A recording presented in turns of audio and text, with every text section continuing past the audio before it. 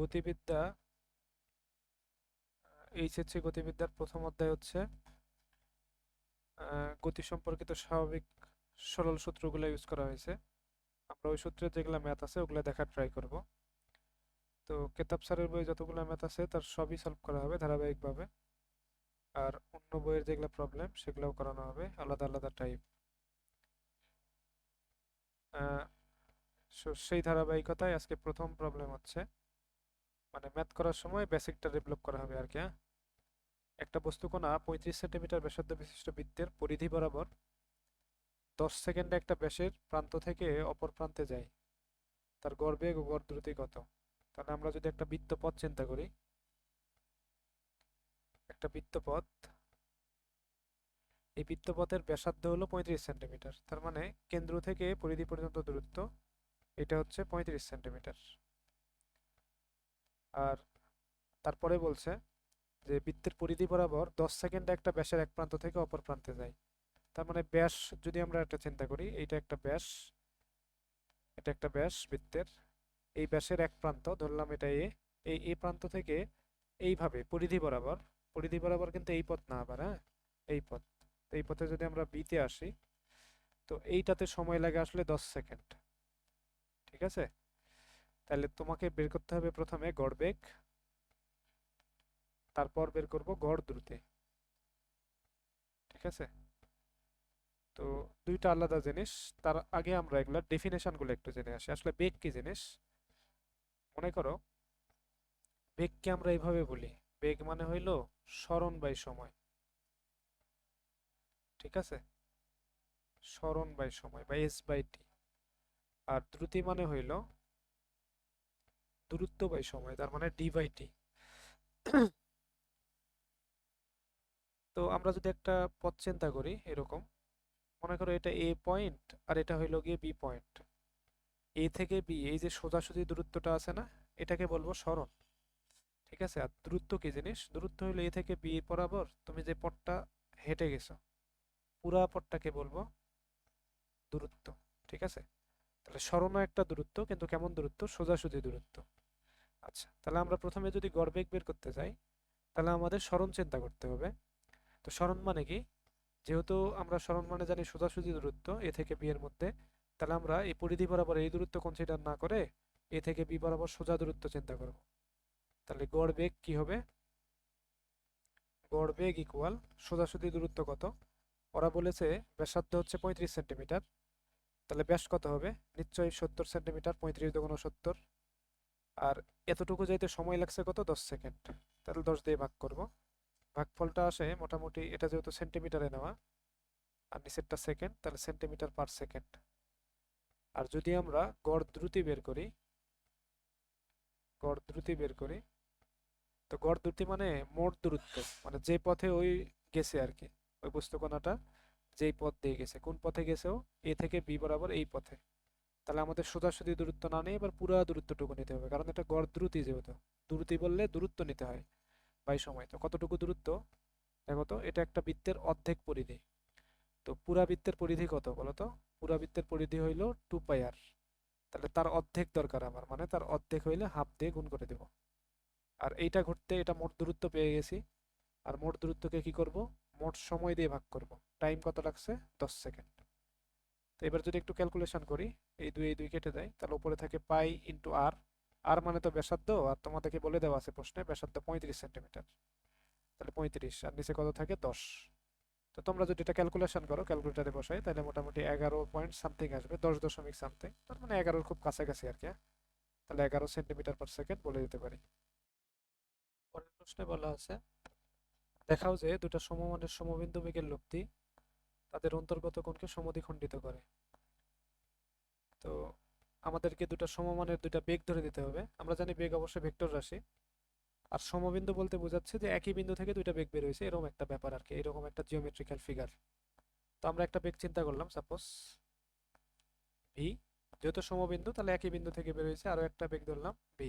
যেহেতু সমমানের বলা, সমদিক কিন্তু বলেনি, মানে একই দিক বলেনি, শুধুমাত্র মান সেম, তাই দুটা দুদিকে দিয়েছি। তো তাদের মধ্যবর্তী কোণ ধরলাম থেটা। ঠিক আছে, এখন বলছে সমবিন্দু বেগের লব্ধি তাদের অন্তর্গত কোণকে সমদ্বিখণ্ডিত করে। তো লব্ধি কি করবে, তাদের মাঝ বরাবর সাপোজ কাজ করলো, একটা লব্ধি আমি চিন্তা করলাম, একটা লব্ধি চিন্তা করলাম, এটা লব্ধি, এটা হচ্ছে আর। ঠিক আছে, এবার আমাকে প্রমাণ করে দেখাইতে হবে যে আটটা মধ্যবর্তী কোণ এই থেটাকে সমদ্বিখণ্ডিত করছে, মানে থেটা বাই টু করছে আর কি, এটাই দেখাইতে হবে। এটা আমাদের টার্গেটিং পয়েন্ট, এটা আমাদের টার্গেট। তাহলে এবার আমরা কাজ শুরু করি। তো তোমরা লব্ধি রিলেটেড সূত্রগুলো দেখছো, ডেফিনেশন দেখছো, ট্যান থেটা, এই থেটা বলতে কি বোঝাচ্ছি, এটা যার সাথে কোণ আর কি। এই লব্ধিটা আমি ধরে নিলাম সাপোজ ভি এর সাথে কত কোণ তৈরি করলো, তাহলে এটাকে আমি মনে করি যে এটা হচ্ছে আলফা, আমি ধরে নিই এটা আলফা। ঠিক আছে, এটা আলফা আমি ধরে নিলাম। আমাকে দেখাইতে হবে যে আলফাটাই থেটা বাই টু, এটা অর্ধেক, এটা দেখাবো। তাহলে লব্ধিটা যার সাথে কোণ তৈরি করবে, কার সাথে, ভি এর সাথে, তাহলে ভি থাকবে একা। আর বাকি বাকি ভেক্টরটা, বাকি ভেক্টর কি আছে, ভি, তার সাথে কি হবে, তার সাথে হবে কস মধ্যবর্তী কোণ, দুই ভেক্টরের, দুই ভেক্টর বা দুই বেগের মধ্যবর্তী কোণ কত, থেটা। তো ভি কস থেটা লিখে ফেললাম, উপরে কি ওইটার সাইন থেটা। তোমরা এরকম ফিগার দেখছো না, যে এটা একটা ভেক্টর কিউ, এটা যদি পি হয়, আর তাদের মধ্যবর্তী কোণ যদি আর হয়, মধ্যবর্তী তাদের লব্ধি যদি আর হয়, তাদের আর তাদের মধ্যবর্তী কোণ যদি থেটা হয় বা আলফা হয়, তাহলে তোমরা কি পড়ছিলা, আর এটাকে বলি থেটা, যে লব্ধিটা যে কোনো একটা ভেক্টর পি এর সাথে মধ্যবর্তী কোণ থেটা তৈরি করছে। তাহলে এই যে ট্যান থেটা, থেটা মানে কি যার সাথে লব্ধিটা কোণ তৈরি করছে সেটা, কার সাথে করছে, পি এর সাথে, পি একা। আর বাকি যে ভেক্টরটা থাকবে কিউ কস, তাদের মধ্যবর্তী কোণ কত, আলফা, আর উপরে কি কিউ সাইন আলফা। ঠিক ওই ডেফিনেশনটা ইউজ করছি আর কি, ওই সূত্রটা ইউজ করছি। তাহলে এই আর কি। এখন আমরা একটু খেয়াল করি, উপরে ভি তো সাইন আলফা থাক, সাইন থেটা, নিচে আমরা চাইলে ভিটা কমন নিতে পারি, তাহলে থাকে কত, ওয়ান প্লাস কস থেটা। তাহলে ভি ভি কেটে গেল, তাহলে উপরে কত থাকে, সাইন থেটা। ঠিক আছে, তো আমরা একটু রিমাইন্ড করে দিই, সেটা হচ্ছে আহ, সেটা হচ্ছে আমরা এরকম জিনিস দেখছিলাম যে সাইন টু থেটা, ত্রিকোণমিতিতে দেখছিলাম, এটা থাকলে কি লেখা যায়, two sine theta cos theta. ঠিক আছে, তো এখানে আমাদের আছে, এখানে টু থেটা ছিল, তাই এখানে গুলাতে থেটা থেটা হয়েছে। তো আমরা যদি এখানে থেটা থাকে, তাহলে আমরা কি এটাকে এভাবে লিখতে পারি কিনা, two into theta by two, ultimately কাটাকাটি করলে কস থেটাই থাকে। কিন্তু এবার সূত্রের রিফরমেশন আছে যে সাইন টু তারপরে কিছু একটা আছে, সাইন টু কিছু একটা আছে। তা আমরা সূত্র কি জানি, টু সাইন যা থাকবে থেটাটা, থেটা কত আছে, theta by two cos theta by two, তোমরা এসব দেখছো তাই না। তাহলে আমরা এটাকে লিখতে পারি two sine theta by two cos theta by two, আর এখানে কি থাকলো, ওয়ান প্লাস কস থেটা। ঠিক আছে, আচ্ছা, তাহলে ওয়ান প্লাস কস থেটাকে আবার কি লিখতে পারো, দেখো তোমরা কস টু থেটা সমান পড়ছিলা কত, two cos square theta minus one. তা আমি যদি এখানে কস থেটা ইউজ করি, কস থেটা মানে কি actually cos two into theta by two, তাহলে এটাকে আমরা বলতে পারি না এভাবে, টু কস স্কোয়ার থেটার জায়গায় তাহলে এখানে কি বসবে, থেটা বাই টু বিয়োগ ওয়ান, তাহলে এটা হচ্ছে কস থেটা। তাহলে আমরা কি বলতে পারি যে ওয়ান প্লাস কস থেটা, এটা সমান সমান আলটিমেটলি আসলো কি, two cos square theta by two. তাহলে এখানে ওটা বসাই দিই, two cos square theta by two, two two কেটে গেল, cos square theta by two, নিচে দুইটা উপরে একটা, কেটে গেলে নিচে একটা থাকে, উপরে সাইন থেটা বাই টু। তো এটাকে আমরা বলতে পারি কি actually sine theta by cos theta হইলে এটাকে কি বলি, ট্যান থেটা। তো থেটা বাই টু আছে এখানে, তাই থেটা বাই টু, আর বামে কি ছিল, ট্যান আলফা। তো উভয় দিকে মনে করি যদি ট্যান, তাহলে উভয় দিকে দুটো সমতা করে আমরা বলতে পারি alpha equal theta by two. এই যে আমাদের কাঙ্ক্ষিত জিনিস, যে আলফা, আলফা মানে অ্যাকচুয়ালি কি ছিল, এই যে দুটা ভেক্টর যদি সমান হয়, তাদের লব্ধিটা আহ, তাদের লব্ধিটা যে কোনো একটা ভেক্টরের সাথে যে কোণ তৈরি করবে তা মূল কোণের অর্ধেক। তো এটা আমরা প্রমাণ করছি, যে আমরা মূল কোণ ধরে নিয়েছিলাম আলফা থেটা, আর অর্ধেক কোণ ধরছিলাম আলফা, পরে সেটা চিন্তা করে দেখলাম থেটা বাই টু আসলো ম্যাথমেটিক্যাল ক্যালকুলেশন করে, যেটা আমাদের প্রমাণের বিষয়বস্তু ছিল। অতএব বলে দিব যে সমদ্বিখণ্ডিত করে। ঠিক, একটা ক্রিকেট বল ভূমির সাথে সমান্তরাল রেখায় 30 মিটার/সেকেন্ড সমবেগে চলছে। কিছুক্ষণ পর হঠাৎ ব্যাট দ্বারা পূর্ব বেগের সাথে সমকোণে আঘাত করায় বলটা এত বেগে চলতে থাকলো। ব্যাটের আঘাতের ফলে ক্রিয়াশীল বেগের মান নির্ণয় করো। তো আমরা যদি এটা সিনারিওটা চিন্তা করি বোঝার, তাহলে একটা ক্রিকেট বল ভূমির সাথে সমান্তরাল মানে হরাইজন্টাল একটা রেখায় এভাবে চলতেছিল। এটা ভূমির সাথে সমান্তরাল, এটা ভূমি। এই দিকে কি করতেছিল, গড়ায় গড়ায় 30 মিটার/সেকেন্ড বেগে একটা বল চলতেছিল, এটা বলের বেগ। তো কিছুক্ষণ পর আমি কি করছি, ব্যাট দিয়ে পূর্ব বেগের সাথে সমকোণে আঘাত করছি। তার মানে এই যে পূর্ব বেগ বলতে এই বেগ, যে বেগে চলতেছিল, এইখানে সমকোণে, তার মানে এই যে লম্বভাবে আমি একটা বল প্রয়োগ করছি। জানি না সে বল কত, ধরলাম এফ নামক একটা বল প্রয়োগ করছি। তো করার পরে কি হয়েছে, এত বেগে চলতেছে 50 মিটার/সেকেন্ড বেগে। তো আমরা তো জানি তাই না, যে দুটা বেগ যদি একটা বিন্দুতে ক্রিয়া করে তাহলে বলটা চলবে কি বরাবর, লব্ধি বরাবর। সামান্তরিক সূত্র থেকে আমরা ওটা জানি তাই না। তার মানে একটা বল এদিকে, আরেকটা বল কি এই বরাবর। তাহলে আমি রেজাল্টটা পাবো কি বরাবর, তাদের লব্ধি বরাবর। এইভাবে এটা কত, 50 মিটার/সেকেন্ড, আর এটা কত, 30 মিটার/সেকেন্ড। তো এইবার আমরা খেয়াল করি, আহ, আমরা তো জানি তাই না, যে কোনো ভেক্টরকে মানে আর দিকে অপরিবর্তিত রেখে কি করা যায়, স্থানান্তর করা যায় তাই না। তার মানে এই যে ভেক্টরটা তুমি দেখতেছো, এইটা এইটা এটাকে মানে আর দিকে অপরিবর্তিত রেখে স্থানান্তর করলাম এইখানে, মানও সেম রাখলাম, দিকও সেম রাখলাম সাপোজ। তাহলে এটা দেখো তো একটা সমকোণী ত্রিভুজের মতো লাগে না, যার একটা 30, অতিভুজটা হলো 50, আর এটা আমরা বের করবো, এটা চেক পয়েন্ট, এটা আমি বের করবো। তো সূত্র কি বলে, অতিভুজ স্কোয়ার ইকুয়াল লম্ব স্কোয়ার প্লাস ভূমি স্কোয়ার। তাহলে এফ স্কোয়ার ইকুয়াল কত, 50 স্কোয়ার মাইনাস 30 স্কোয়ার। তাহলে 2500 বিয়োগ 900, তাহলে থাকে কত, 1600। এফ স্কোয়ারের মান, তাহলে এফ কত, এফ হইলো 40। ঠিক আছে, তো এটাই আমাদের অ্যান্সার আর কি, যে ব্যাটের আঘাতের ফলে যে ক্রিয়াশীল বল, মানে এই বরাবর আমরা আসলে 40 মিটার/সেকেন্ড বল দিছিলাম। ঠিক আছে, আচ্ছা, একটা বিন্দুতে কার্যরত দুইটা বেগের একটার দিক বিপরীত করলে নতুন লব্ধি পূর্বের লব্ধির সাথে 90 ডিগ্রি কোণ উৎপন্ন করে। প্রমাণ করতে হবে যে বেগ দুইটা সমান। তো আমরা প্রমাণটা করার জন্য একটা জিনিস ধরে নিই, হ্যাঁ, ম্যাথমেটিক্সে তো কোনো কিছু ধরে নিলে সমস্যা নাই, পরে শুধু দিয়ে দিতে হয় ওইটা। আমরা একটা কাজ করি, দুইটা বেগ ধরে নিই আমরা। সাপোজ একটা বেগ হচ্ছে পি, আরেকটা বেগ হচ্ছে কিউ সাপোজ। তো এটার একটা লব্ধি থাকবে নিশ্চয়ই, সেই লব্ধিটাকে বলো আর। ঠিক আছে, আমি এটা একটু অন্য কালিতে লিখি, তাহলে তোমাদের বুঝতে সুবিধা হবে।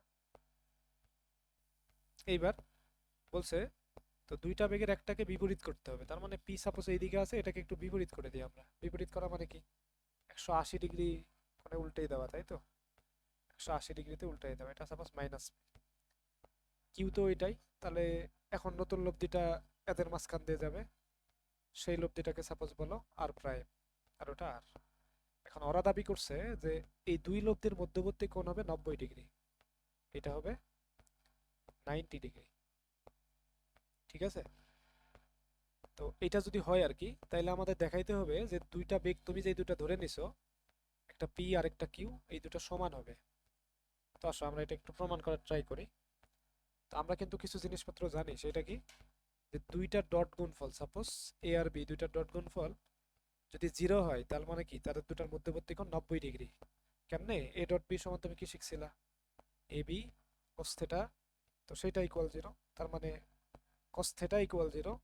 cos থিটা 0 হয় কখন, যখন থিটা 90 হয়। তার মানে থিটা মানে আবার কি ছিল, এ আর বি এর মধ্যবর্তী কোণ। তার মানে এ আর বি এর মধ্যবর্তী কোণ 90 ডিগ্রি। তো আমরা এটা নিশ্চিত যে কোনো কিছুর মধ্যবর্তী কোণ যদি 90 ডিগ্রি হয়, তাহলে তাদের ডট গুণফল 0 হতেই হবে। তাহলে এখানে বলা আছে আর আর আর প্রাইমের মধ্যবর্তী কোণ 90 ডিগ্রি, তার মানে আমরা বলতে পারি আর আর আর প্রাইম, এটা ভেক্টর অবশ্যই, এই দুটার ডট গুণফল 0, এটা বলতে পারি কারণ তারা 90 ডিগ্রি। ঠিক আছে, তো আর মানে, যেহেতু আর মানে আবার কি, পি আর কিউ এর লব্ধি, তার মানে আর কে আমরা বলতে পারি পি প্লাস কিউ, এটার লব্ধি মানে যোগফল এই দুটা ভেক্টরের। আর আর প্রাইম মানে কি, আর প্রাইম হইলো মাইনাস পি আর কিউ এই দুটার লব্ধি। তার মানে আর প্রাইমের জায়গায় আমরা রিপ্লেস করে দিতে পারি মাইনাস পি আর কিউ এই দুটার লব্ধি। তো এটা ইকুয়াল 0। তো পরবর্তীতে যদি আমরা আগাই, এবার গুণ যদি করি, পি আর minus P plus P Q plus Q minus P plus Q Q equal 0। এবার খেয়াল করো, চাইলে আমরা মাইনাসটাকে বের করে নিয়ে একই জাতীয় জিনিসের ডট গুণফল কত হয় দেখো তো, এ ডট এ মানে আমরা কি জানি, ওইটা প্লাস এইটার মান প্লাস কস তাদের মধ্যবর্তী কোণ। তো দুটা ভেক্টর যদি একই হয় তো তাদের মধ্যবর্তী কোণ কত হয়ে যায়? 0 ডিগ্রি। তার মানে এ গুণে cos 0 মান তো 1, তার মানে থাকলো আলটিমেটলি a স্কয়ার। আর দুটো একই ভেক্টরের ডট গুণফল যাদের জাস্ট তাদের বর্গ, তার মানে পি ডট পি মানে কি? জাস্ট তাদের বর্গ, p square plus P q. আমরা আবার জানি ডট গুণফল বিনিময় সূত্র মানে, তার মানে কিউপি কে আমরা এইভাবে বলতে পারি, মাইনাসটা আগে দিয়ে ফেলি, কিউপি কে আমরা বলতে পারি পি কিউ, যেহেতু তাদের বিনিময় সূত্র মানে। ডট গুণফল কি করে বলো তো? বিনিময় সূত্র মানে, ঠিক আছে। আচ্ছা, এরপরে কি থাকবে? কিউ ডট কিউ, একই জাতীয় দুটো ভেক্টরের গুণফল, কি বলছি কত হয়? জাস্ট তাদের বর্গ। এইবার খেয়াল করো, এইবার এইটা আর এইটা কেটে যায়, যেহেতু একই, তাহলে থাকে কি ultimately minus p square plus q square equal 0। তার মানে আমরা বলতে পারি p square equal q square. তার মানে আলটিমেটলি কি, উভয় দিকে যদি রুট করে দিই পি ইকুয়াল কিউ, ঠিক আছে, যেটা আমাদের প্রমাণ করার বিষয় ছিল। প্রশ্নে বলছে কোন কোণার উপর একই সময় ক্রিয়াশীল দুটা বেগের লব্ধি একটা বেগের সাথে 60 ডিগ্রি কোণ উৎপন্ন করে, সেই বেগটা দ্বিগুণ করলে উক্ত কোণ 30 ডিগ্রি হয়, বেগ দুটার অন্তর্গত কোণ নির্ণয় করো। তো আমরা যদি এটার একটু গ্রাফিক্যাল রিপ্রেজেন্টেশনটা দেখি, তাইলে ব্যাপারটা এমন দাঁড়ায় যে মনে করি একটা বেগ, এটা ধরলাম পি, ঠিক আছে, এটা ধরলাম পি, আর দুইটা বেগ লাগবে। তো দুটা বেগের লব্ধি একটা বেগের সাথে 60 ডিগ্রি কোণ উৎপন্ন করে। তো দুটা বেগ চিন্তা করলাম, একটা পি আর একটা ধরলাম কিউ। তো এই দুটার লব্ধি ধরলাম আর, তো এই আর লব্ধিটা পি আর কিউ, এই দুটার মধ্যবর্তী কোণ যা আছে এটা আমরা একটু ধরে নিই, মধ্যবর্তী কোণটা ধরি আলফা। আর এই লব্ধিটা শুধুমাত্র পি এর সাথে 60 ডিগ্রি কোণ উৎপন্ন করে। সাপোজ এতে বলা আছে একটা বেগের সাথে 60 ডিগ্রি, তো আমি সেই বেগটাকে পি বললাম, আর ওই বেগের সাথে 60 ডিগ্রি কোণ উৎপন্ন করছে ধরে নিলাম। এইবার যদি আমরা এই বেগটাকে দ্বিগুণ করি তাহলে উক্ত কোণটা 30 হয়ে যায়। তার মানে তুমি যদি এখন এই কাজটা করো, এই পি বাদ দিয়ে এখানে যদি 2p করো, দ্বিগুণ করো, তাহলে লব্ধিটা হয়ে যাবে কত? 30 ডিগ্রি হবে নতুন লব্ধিটা। আর ভেক্টরের মধ্যবর্তী কোণ তো আগের মতোই থাকবে, যেহেতু শেপ চেঞ্জ হয় নাই, ঠিক আছে। তো আমরা যদি এটা সলভ করতে চেষ্টা করি, আমাদের আসলে বের করতে হবে কি, বেগ দুটার অন্তর্গত কোণ, তার মানে এই যে মধ্যবর্তী কোণ আলফাটা বের করা জরুরি। তো এরকম সিনারিও থাকলে মোটামুটি আমরা কিন্তু এটা লিখতে পারি যে লব্ধি যার সাথে কোণ করে, সাপোজ লব্ধি 60 ডিগ্রি কোণ করছে কার সাথে? পি এর সাথে, তাহলে পি কে রাখবো একা, আর বাকি থাকবে কিউ আর কস তাদের মধ্যবর্তী কোণ, পি আর কিউ এর মধ্যবর্তী কোণ কত? আলফা, সেটা লিখে দিলাম। আর উপরে কত থাকবে? Q sine alpha. আর এই পাশটাতে যদি চিন্তা করি আমরা, এই পাশে মধ্যবর্তী কোণ, এই পাশেও আলফা, কিন্তু লব্ধিটা ওই ভেক্টরের সাথে কোণ তৈরি করছে 30 ডিগ্রি, তাই এখানে 30 দিলাম। আর কার সাথে কোণ 30 তৈরি করছে? 2p এর সাথে, তাই 2p একা, বাকি থাকবে কি কিউ। কিউ কস মধ্যবর্তী কোণ কার কার? 2p আর কিউ এর। তো 2p আর কিউ এর মধ্যবর্তী কোণ কত? আলফাই। আর উপরে কত থাকবে? Q sine alpha. এবার আমরা একটা কাজ করি, এটাকে 2 নম্বর ইকুয়েশন আর এটাকে 1 নম্বর ইকুয়েশন ধরে ফেলি। তো চাইলে তোমরা আরেকটু কাজ করতে পারো, এখানে tan 60 মানেই কত বলো তো? √3। আর tan 30 মানেই কত? 1/√3। আচ্ছা, এইবার যদি আমরা 1/2 করি, মানে 1 কে 2 দিয়ে যদি ভাগ করি, তাহলে ভাগফলটা কি পাই দেখো তো? √3 ভাগ 1/√3 equal q sine alpha divided by p plus Q cos alpha, গুণ, ভাগ করলে কি হবে? উল্টে যাবে, উপরে যাবে তখন 2p plus Q cos alpha, আর নিচে থাকবে কত? Q sine alpha. চিন্তা করো, এটা আর এটা কেটে যায়, তাহলে উপরে থাকে কত? 2p কিউ কজ আলফা, আর নিচে কত থাকে? p plus Q cos alpha. আর আলটিমেটলি এটা যদি উপরে চলে যায়, ক্যালকুলেশন করে 3 পাচ্ছি, তাই তো? আচ্ছা, এবার 3 থাক, এবার আড়াআড়ি যদি গুণ করে দিই তাহলে কত হবে? 3p plus 3q cos alpha equal 2p plus Q cos alpha. 3p থেকে যদি 2p বাদ দিই, p, আর ওই পাশে কত থাকলো? 2q cause alpha equal 0। তার মানে p এর ভ্যালু আসলো -2q কজ আলফা। তো এটাকে চাইলে আরো একটা ইকুয়েশন নাম্বার দিতে পারো, তো আমরা যদি পি এর ভ্যালুটা যে কোনো এক জায়গায় রিপ্লেস করে দিই তাহলে কিন্তু আলফার মান পেয়ে যাব। তো ব্যাপারটা একটু দেখি আমরা। সাপোজ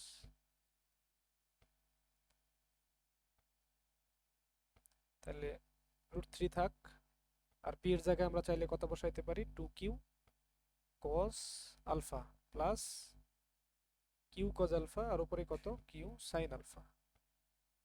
এবার উপরে যা আছে লিখে ফেলো, কিউ sin আলফা, নিচে কত, 2q cos আলফা থেকে কিউ cos আলফা বাদ দিলে নেগেটিভের দিকে একটা বেশি থাকে, মাইনাস কিউ cos আলফা। এইবার চাইলে আমরা কিউ কিউ কেটে দিতে পারি, তাহলে আলটিমেটলি থাকছে কত, মাইনাস টেন আলফা, কারণ sine alpha by cos alpha মানে টেন আলফা, আর √3। তো এবার আমরা টেন আলফা ইকুয়াল বলতে পারি মাইনাস √3 টেন আলফা। তো টেন কত ডিগ্রির মান, মাইনাস √3, আমরা জানি টেন 120 এর মান √3, তার মানে আলফা কত আসতেছে, 120। আর এটা আমাদের বের করতে বলছিল, ঠিক আছে। পি আর কিউ এর মধ্যবর্তী কোণ, এই আলফাটাই আমাদের বের করার উদ্দেশ্য ছিল।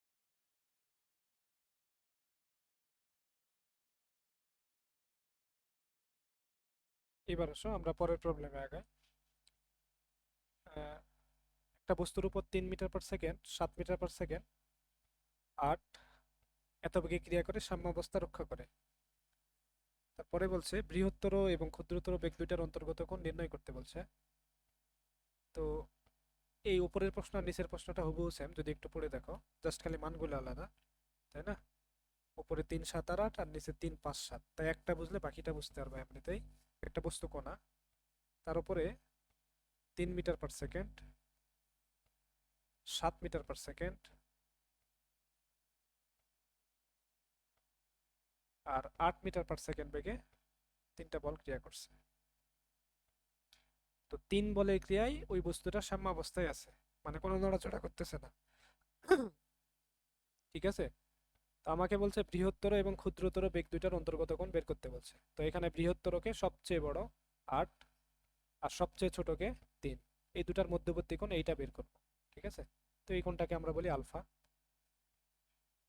তো এর যদি মধ্যবর্তী কোণ বের করতে চাই, তো আমাদের হচ্ছে মধ্যবর্তী কোণ, যার মধ্যবর্তী কোণ বের করি ওটা মধ্যবর্তী কোণ ছিল কার, লব্ধির সূত্রে ছিল, তাই তো।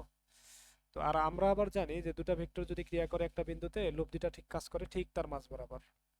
তো 3 বলের ক্রিয়ায় যেহেতু সাম্যাবস্থায় আছে, আমরা একটু খেয়াল করি, তিনটা বল দেখো, একটা বলে একটা বল লব্ধি কোণ বরাবর কাজ করবে, মাঝ বরাবর, তাই না।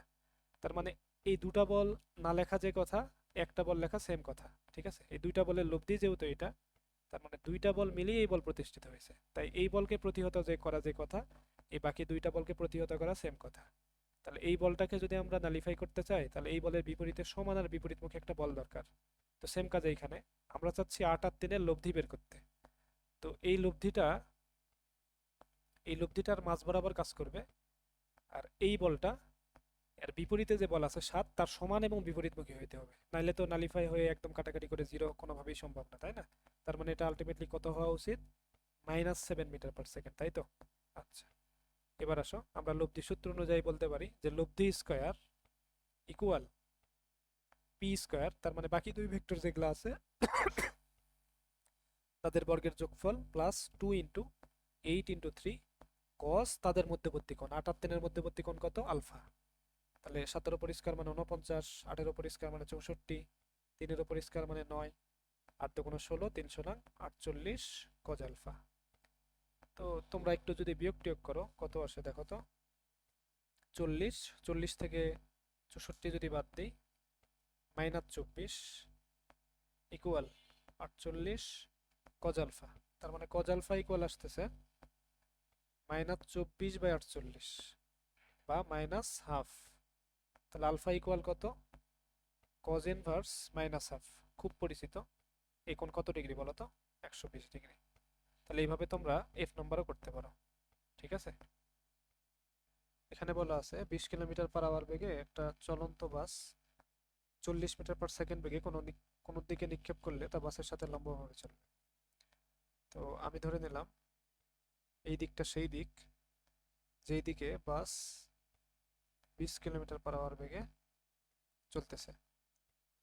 আমাকে প্রশ্ন করছে যে 40 কিলোমিটার পার আওয়ার বেগে কোন দিকে নিক্ষেপ করলে বাস লম্বভাবে চলবে। তার মানে আমি যেন দেখতে পাই থার্ড কেউ যে এটা লম্বভাবে চলবে কার সাথে, এই পাশের দিকের সাথে কত বেগে নিক্ষেপ করলে। তো ও নিশ্চয়ই বুঝতেছে এটা তো লব্ধি বেগ, মানে আমার দেখা বেগ, লব্ধ বেগ বা প্রাপ্ত বেগ। তাহলে এটা যদি লব্ধি বেগ হয়, এর চেয়ে একটু বেশি অ্যাঙ্গেলে নিশ্চয়ই আরেকটা বেগ থাকবে যাদের ফলে এটা আর এই আরেকটা বেগের লব্ধির ফলে এইটা পাওয়া যাবে। তো আমি ধরে নিলাম সেই বেগটা হচ্ছে এই দিকে, যেটা তোমাকে বলাই আছে 40 metre per second, metre per second না তো কিলোমিটার পার আওয়ার বেগে নিক্ষেপ করছি। তো আমাকে বের করতে বলছে যে এই অ্যাঙ্গেলটা কত, এই আলফাটা কত, মানে বাসের সাথে কত বেগে তুমি কত কোণে 40 metre per 40 kilometre per hour বেগে নিক্ষেপ করলে এই বাসটা লম্বভাবে চলবে। তো এতটুকু অ্যাঙ্গেল তো 90 ডিগ্রি, এটা বুঝতে পারতেছি যেহেতু বলেই দিছে এটা লম্ব, সেটাকে আমরা থেটা ইকুয়াল 90 বলি। তো আমরা কিন্তু গত ম্যাথগুলোর সূত্রতে দেখছিলাম এরকম যে ট্যান থেটা, এই থেটাটা যার সাথে থাকবে সে থাকবে একা। তাহলে এখানে থেটাটা কার সাথে আছে, এই অ্যাঙ্গেলটার সাথে। এই থেটা অ্যাঙ্গেলটা আছে 20 কিলোমিটার পার আওয়ারের সাথে, তাই 20 কিলোমিটার পার আওয়ার থাকবে একা, প্লাস বাকি বেগ কি আছে 40, তারপর সে থাকবে 40, আর 20 আর 40-এর মধ্যবর্তী কোণ থাকবে এখানে কস আলফা, আর উপরে 20 সাইন আলফা। তো এই থেটাটা বলে দেওয়া আছে 90, তাহলে টেন 90 ইকুয়াল 20 + 40 কজ আলফা আর উপরে 40 সাইন আলফা। তো এখন আসি, টেন 90-র মান তো আমরা জানি তাই না, এটা ইনফিনিটি বলি আমরা। তো এটাকে সিম্পলেস্ট ফর্মে লেখার জন্য আমরা এটাকে 1/0 লিখি অ্যাকচুয়ালি। ঠিক আছে, যে কোনো সামথিং বাই জিরো হইতে পারে, তো ওটাকে আমরা 1/0 লিখি। ঠিক আছে, একদম সিম্পলেস্ট ফর্ম। কারণ হইলো যদি আমি একটু ব্যাখ্যা করি ব্যাপারটা, অনেকে তো সামথিং বলতে 33/0 লিখতে পারে, অনেকে 35/0 লিখতে পারে। তো আমি এই জিনিসকে এভাবে লিখতে পারি কিনা, 33-কে 33 × 1, আর এখানে 0 × 33 সেমই তো থাকে তাই না, 33 কেটে দাও, কত থাকবে 1/0। আবার সেম কথা, যে কোনো নাম্বারই তুমি নাও সেটাকে চাইলে এইভাবে লিখতে পারো, একের গুণিতক আকারে লিখতে পারো। তাহলে 0 × 35, তার মানে 35 কেটে দাও, 1/0ই থাকবে। তো আমরা এখানে 1090-র জায়গাটাতে 1/0 দিয়ে রিপ্লেস করলাম। তাহলে এখানে কত থাকবে 20 + 40 কজ আলফা আর উপরে থাকবে 40 সাইন আলফা। যদি আড়াআড়ি গুণ করি ব্যাপারটা দেখায় এমন, 20 + 40 কজ আলফা ইকুয়াল 0, তার মানে কজ আলফা ইকুয়াল -20/20 40, কাটাকাটি করলে -হাফ, বেশ পরিচিত কোণ। আলফা ইকুয়াল তাইলে কত হবে 120 ডিগ্রি। পরের প্রশ্ন খেয়াল করি আমরা, কোন একটা বিন্দুতে দুইটা বল ক্রিয়া করতেছে, একটা হইলো ইউ আর একটা হইলো কি ভি, আর তাদের লব্ধি বলা আছে ডব্লু। তো আমি ধরে নিলাম লব্ধিটা ইউ এর সাথে থেটা কোণ তৈরি করছে আর ভি এর সাথে আলফা কোণ তৈরি করছে। তো এরকম যদি সিনারিও হয়, আমরা কিন্তু এখান থেকে কিছু কথা বলতে পারি। সেটা কি, সেটা হচ্ছে আমাদের প্রশ্নেই বলা আছে যে ইউ এর দিক বরাবর লম্ব ডব্লিউ এর উপাংশ, তার মানে ইউ এর দিক বরাবর ডব্লিউ এর উপাংশ কি, যার উপাংশ সেইটা কস, তাদের মধ্যবর্তী কোণ কি বরাবর, ইউ বরাবর, কার, ডব্লিউ, তাহলে তাদের মধ্যবর্তী কোণ কত, থেটা। এটাই বলা আছে ভি। ঠিক আছে, আর আর কি লিখতে পারি এখান থেকে আমরা, এখান থেকে ডব্লিউ যেহেতু লব্ধি, তার মানে ডব্লিউ ইকুয়াল আমরা কিন্তু এটা বলতে পারি ডব্লিউ স্কোয়ার ইকুয়াল দুইটা ভেক্টরের, এভাবে আমরা একটা রিফরমেশন দেখাইতে পারি, কস তাদের মধ্যবর্তী কোণ। আর আরো একটা কথা লিখতে পারি, সেটা আমরা আহ, লম্বাংশ উপপাদ্য থেকে জানি। তো উপপাদ্যটা একটু আমরা ছোট্ট করে দেখে আসি, ওইটা আসলে কি ছিল সেটা আমরা একটু দেখে আসি। এইখানে মনে করো একটা বিন্দুতে অনেকগুলা বল ক্রিয়াশীল, একটা F1, একটা হচ্ছে F2, আর একটা F3, F4, এরকম অনেক বল ক্রিয়াশীল সাপোজ ধরে নাও। আর আরেকটা বল আমি চিন্তা করলাম যেটা হচ্ছে সবগুলার লব্ধি আর কি, সেটাকে আর বললাম। ঠিক আছে, এরা প্রত্যেক একটা করে কোণ তৈরি করছে সেটা বলি, এটাকে বলি θ2, এটাকে বলি θ3, এটাকে বলি θ4, আর আর যেটা তৈরি করছে সেটাকে বলি থেটা। তো উপাংশ সূত্র আসলে কি বলে, উপাংশ সূত্র বলে লব্ধির এক্স অক্ষ বরাবর উপাংশ, তার এই যে লব্ধি এটা এক্স অক্ষ বরাবর কোন বলটা আছে F1, F1 বরাবর আর এর উপাংশ যার উপাংশ সেইটা কস থেটা, তার মানে আর কস কত, দুইটার মধ্যবর্তী কোণ আর কজের থেটা সেটা দিলাম ইকুয়াল। এবার এই লব্ধিটা তৈরি হয়েছে কোন কোন বলের কারণে, F1 F2 F3 F4, এই সবগুলা বলের উপাংশের যোগফলের সমান। তাহলে আমরা F1 cos এই বরাবর x অক্ষ বরাবর F1 এর মধ্যবর্তী কোণ কত 0 ডিগ্রি সেটা বসাইছি, প্লাস F2 এর সাথে x অক্ষ বরাবর মধ্যবর্তী কোণ কত, এই যে F2 আর x অক্ষ বরাবর মধ্যবর্তী কোণ হলো θ2, তাই cos θ2 প্লাস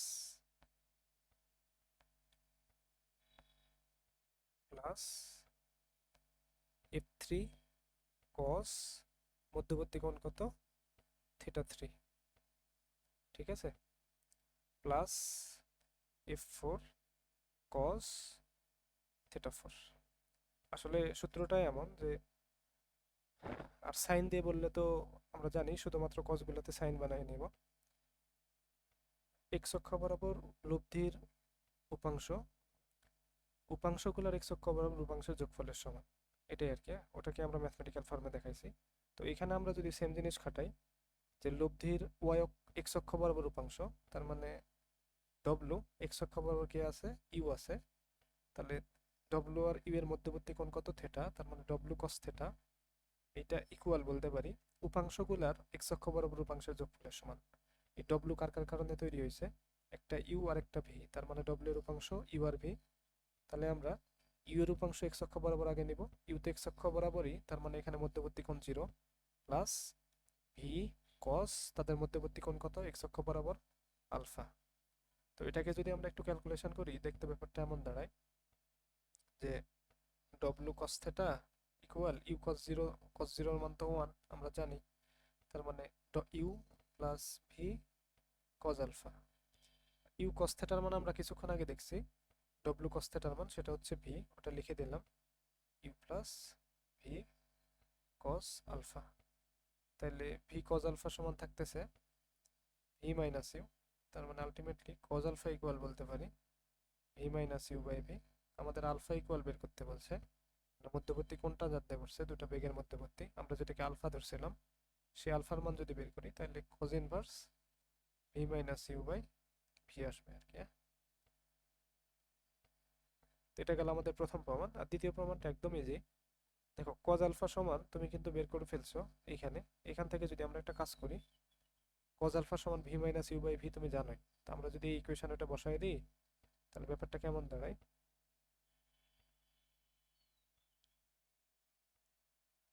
তাহলে w স্কোয়ার থাক u square plus v square plus 2uv। cos alpha মানে আমরা পড়ছি এই যে এখানে দেওয়া আছে, cos আলফা মানে আমরা জানি v minus u by v। তো u square equal w square equal u square plus v square plus 2u, v তো কেটে গেল, v মাইনাস u। আরেকটু যদি ক্যালকুলেশন করি, ব্যাপারটা এমন দেখায় w square equal u square plus v square minus 2uv minus 2u square, তার মানে v square minus u square plus 2uv, যেটা আমাদের প্রমাণ করতে বলছে w ইকুয়াল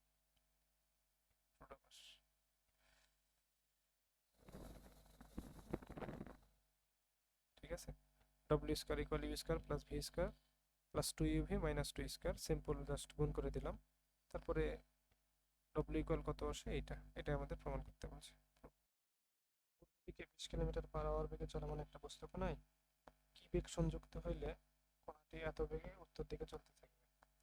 তাহলে আমরা ডিরেকশনগুলো যদি একটু ড্র করি, তাহলে উপরে নর্থ, সাউথ, ওয়েস্ট, একটা বস্তু কোণা কোন দিকে, পূর্ব দিকে, তার মানে এইদিকে 20 কিলোমিটার/আওয়ার বেগে চলতেছে একটা বস্তু।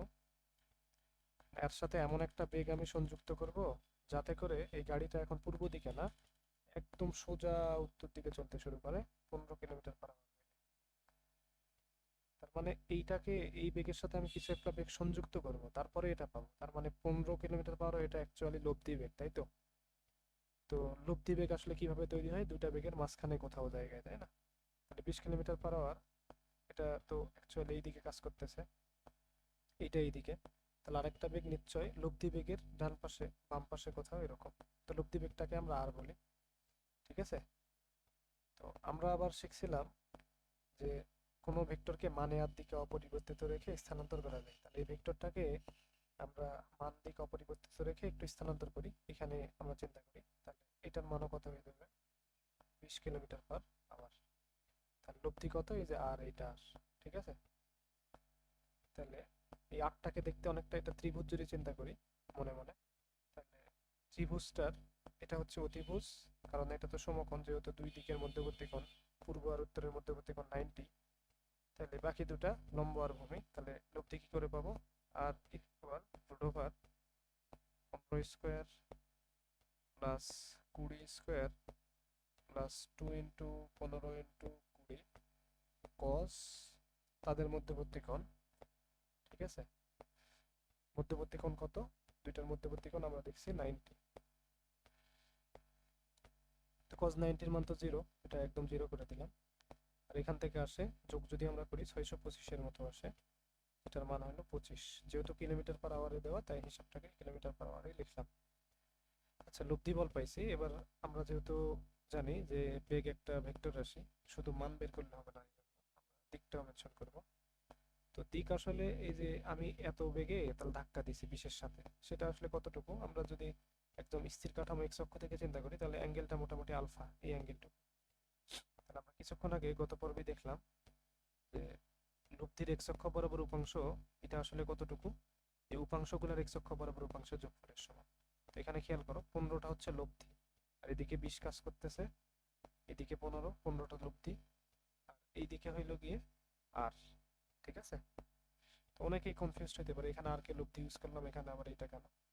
আসলে আমরা যদি এইভাবে চিন্তা না করতাম ব্যাপারটা, তাও চলতো। আমরা শুধুমাত্র ত্রিভুজের অতিভুজ সূত্র দিয়ে আমরা ত্রিভুজের একটা ফরম্যাট দাঁড় করাইছি।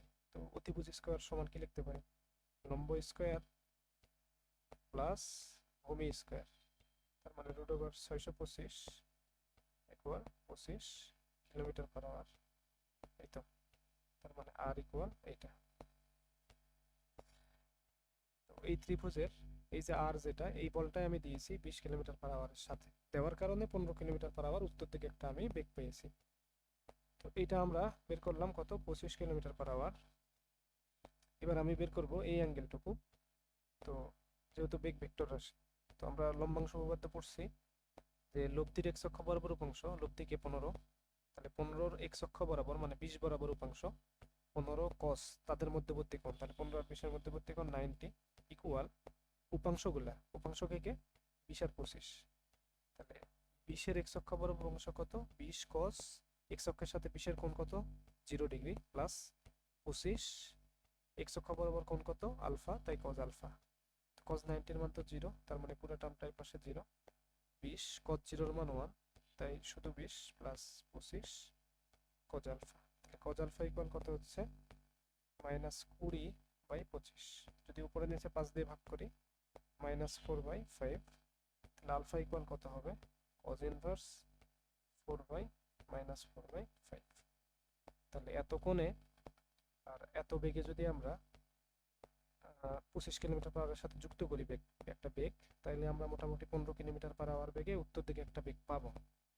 একজন সাঁতারু স্রোতের বেগের সাথে দ্বিগুণ বেগে সাঁতরে নদী সোজাসুজি পার হতে চায়, স্রোতের সাথে কোন দিকে সাঁতার দিলে সে সফল হবে। তো এইদিকে আমি ইউ ধরে নিই, স্রোতের বেগ। স্রোত তো সাধারণত এইদিকেই চলে, তাই না, আর আমি পার হইতে চাই সোজাসুজি এই বরাবর। তো এটা আমার লব্ধ বেগ আর কি, এটা পাওয়া বেগ, একদম কাটাকাটি করে পারফেকশনের যে বেগ, সেটাকে আমি আর ধরলাম। আমি যেহেতু নদী এই বরাবর পার হইতে চাই, তাহলে আমাকে তো এই বরাবর রওনা দিলে নদীর স্রোত কিছুটা দূরে নিয়ে চলে যাবে, তাহলে আমি সোজাসুজি পার হইতে পারবো না। তাহলে সোজাসুজি পার হইতে গেলে আমাকে সোজাসুজি থেকে কিছুটা ক্রস করে এই বরাবর রওনা দিতে হবে, যাতে করে প্রতি মুহূর্তে স্রোতের ধাক্কায় আমি কিছুটা আগায় সোজাসুজি পার হইতে পারি। তো ধরে নিলাম এই অ্যাঙ্গেলটুকু আলফা। আর এটা আমাকে বলে দেওয়া আছে, আমি যদি ধরি এটা সাঁতারুর বেগ, তো অবশ্যই সেটাকে যদি ভি বলি, এটা হচ্ছে 2u, মানে স্রোতের বেগের দ্বিগুণ। আমি যেহেতু স্রোতের বেগ কিউ ধরছি, তাই এটা 2u হবে আর কি। হ্যাঁ, তো আবারও লম্বাংশ উপপাদ্য, আর এটা সোজাসুজি বলছে, তার মানে এটা থেটা ইকুয়াল 90 বলতে পারি। তাহলে আমরা কি পড়ছি যে লব্ধির এক্স অক্ষ বরাবর উপাংশ, তাহলে লব্ধি আর এক্স অক্ষ বরাবর মধ্যবর্তী কোণ কত? 90। তাহলে লব্ধির এক্স অক্ষ বরাবর উপাংশ ইকুয়াল উপাংশগুলার এক্স অক্ষ বরাবর উপাংশের মানের যোগফলের সমান। তার মানে উপাংশগুলাকে কি আছে? ইউভি। তার মানে ইউ এর এক্স অক্ষ বরাবর উপাংশ u cos 0 plus v cos x অক্ষ বরাবর মধ্যবর্তী কোণ কত? আলফা। তার মানে এটা তো 0 চলে আসলো, এটা ইউ কারণ কস 0 এর মান 1 plus v cos alpha. Cos alpha equal আমরা কি বলতে পারি তাইলে? Minus u by v. তো মাইনাস ইউ, ভিকেই তুমি আমার বলছো 2u, তার মানে এটা চলে আসে মাইনাস হাফ। তো তোমাদের সেই বিখ্যাত কোণ কস কত ডিগ্রির মান মাইনাস হাফ? কস 120 ডিগ্রির মান মাইনাস হাফ। দেখো এই প্রশ্নে বলছে 5 কিলোমিটার/আওয়ার বেগে 1.5 কিলোমিটার প্রশস্ত একটা নদী প্রবাহিত হচ্ছে। একজন সাঁতারু 6 কিলোমিটার বেগে কোন দিকে সাঁতার দিলে যে স্বল্প সময়ে নদী পার হইতে পারবে? তাহলে নদী নৌকা পারাপার রিলেটেড আমরা বেসিক কনসেপ্টটা আগে একটু দেখে আসি। মনে করো এটা একটা নদী, নদীতে স্রোত আছে ধরলাম ইউ, আর এটা নদীর প্রস্থ ধরলাম ডি। আর এই নদীতে একজন সাঁতারু সাপোজ ভি বেগে রওনা দিল এই বরাবর, ধরলাম স্রোতের বেগের সাথে, আমি জানি না সে কোনটা আলফা। তো এইখানে সে যদি এই বরাবর যাত্রা শুরু করে, সামুদ্রিকের সূত্র অনুযায়ী আমরা জানি তার লব্ধি বেগ হবে এই বরাবর কোথাও, তাই তো? আচ্ছা, তো আমরা এখান থেকে কিছু কথা লিখতে পারি। সেটা কি? ধরলাম যে সে যেখান থেকে যাত্রা শুরু করলো সে এখানে তো পুচ্ছে, তার মানে এই যে স্রোত বরাবর বা নদীর পার বরাবর সে এক্স দূরত্ব অতিক্রম করছে, এটা হচ্ছে এক্স, এতটুকু এক্স দূরত্ব অতিক্রম করছে। আমরা আসলে কি জানি, এখানে আমরা নদী নৌকার অঙ্কগুলোতে সব বেগ আসলে সমবেগ ধরে নেব, হ্যাঁ? আমরা সবগুলা সমবেগ চিন্তা করব। তাহলে আমরা জানতাম যে সরণ ইকুয়াল বেগ গুণ সময়। তো এখানে যেহেতু দ্বিমাত্রিক জিনিস এইটা, তার মানে এখানে কোনো একটা লব্ধি নিয়ে যদি কাজ করি তার এক্স অক্ষ বরাবর অংশ থাকবে, ওয়াই অক্ষ বরাবর উপাংশ থাকবে। তার মানে নদীর পার বরাবর একটা হচ্ছে উপাংশ থাকবে, আর নদীর প্রস্থ বরাবর একটা থাকবে, দৈর্ঘ্য বরাবর প্রস্থ বরাবর। তো এক্স নদীর দৈর্ঘ্য বরাবর পার বরাবর সরণ কত? এক্স। তাহলে সরণ ইকুয়াল আমরা কি জানি? বেগ গুণ সময়। তার মানে এক্স বরাবর বেগ কত? এক্স বরাবর মোট বেগ হইল, দেখো এক্স বরাবর মানে কি ইউ বরাবর আর কি, এই বরাবর বেগ আছে ইউ আছে, আর ভি এর একটা উপাংশ আছে যেটাকে আমরা বলি V cos alpha.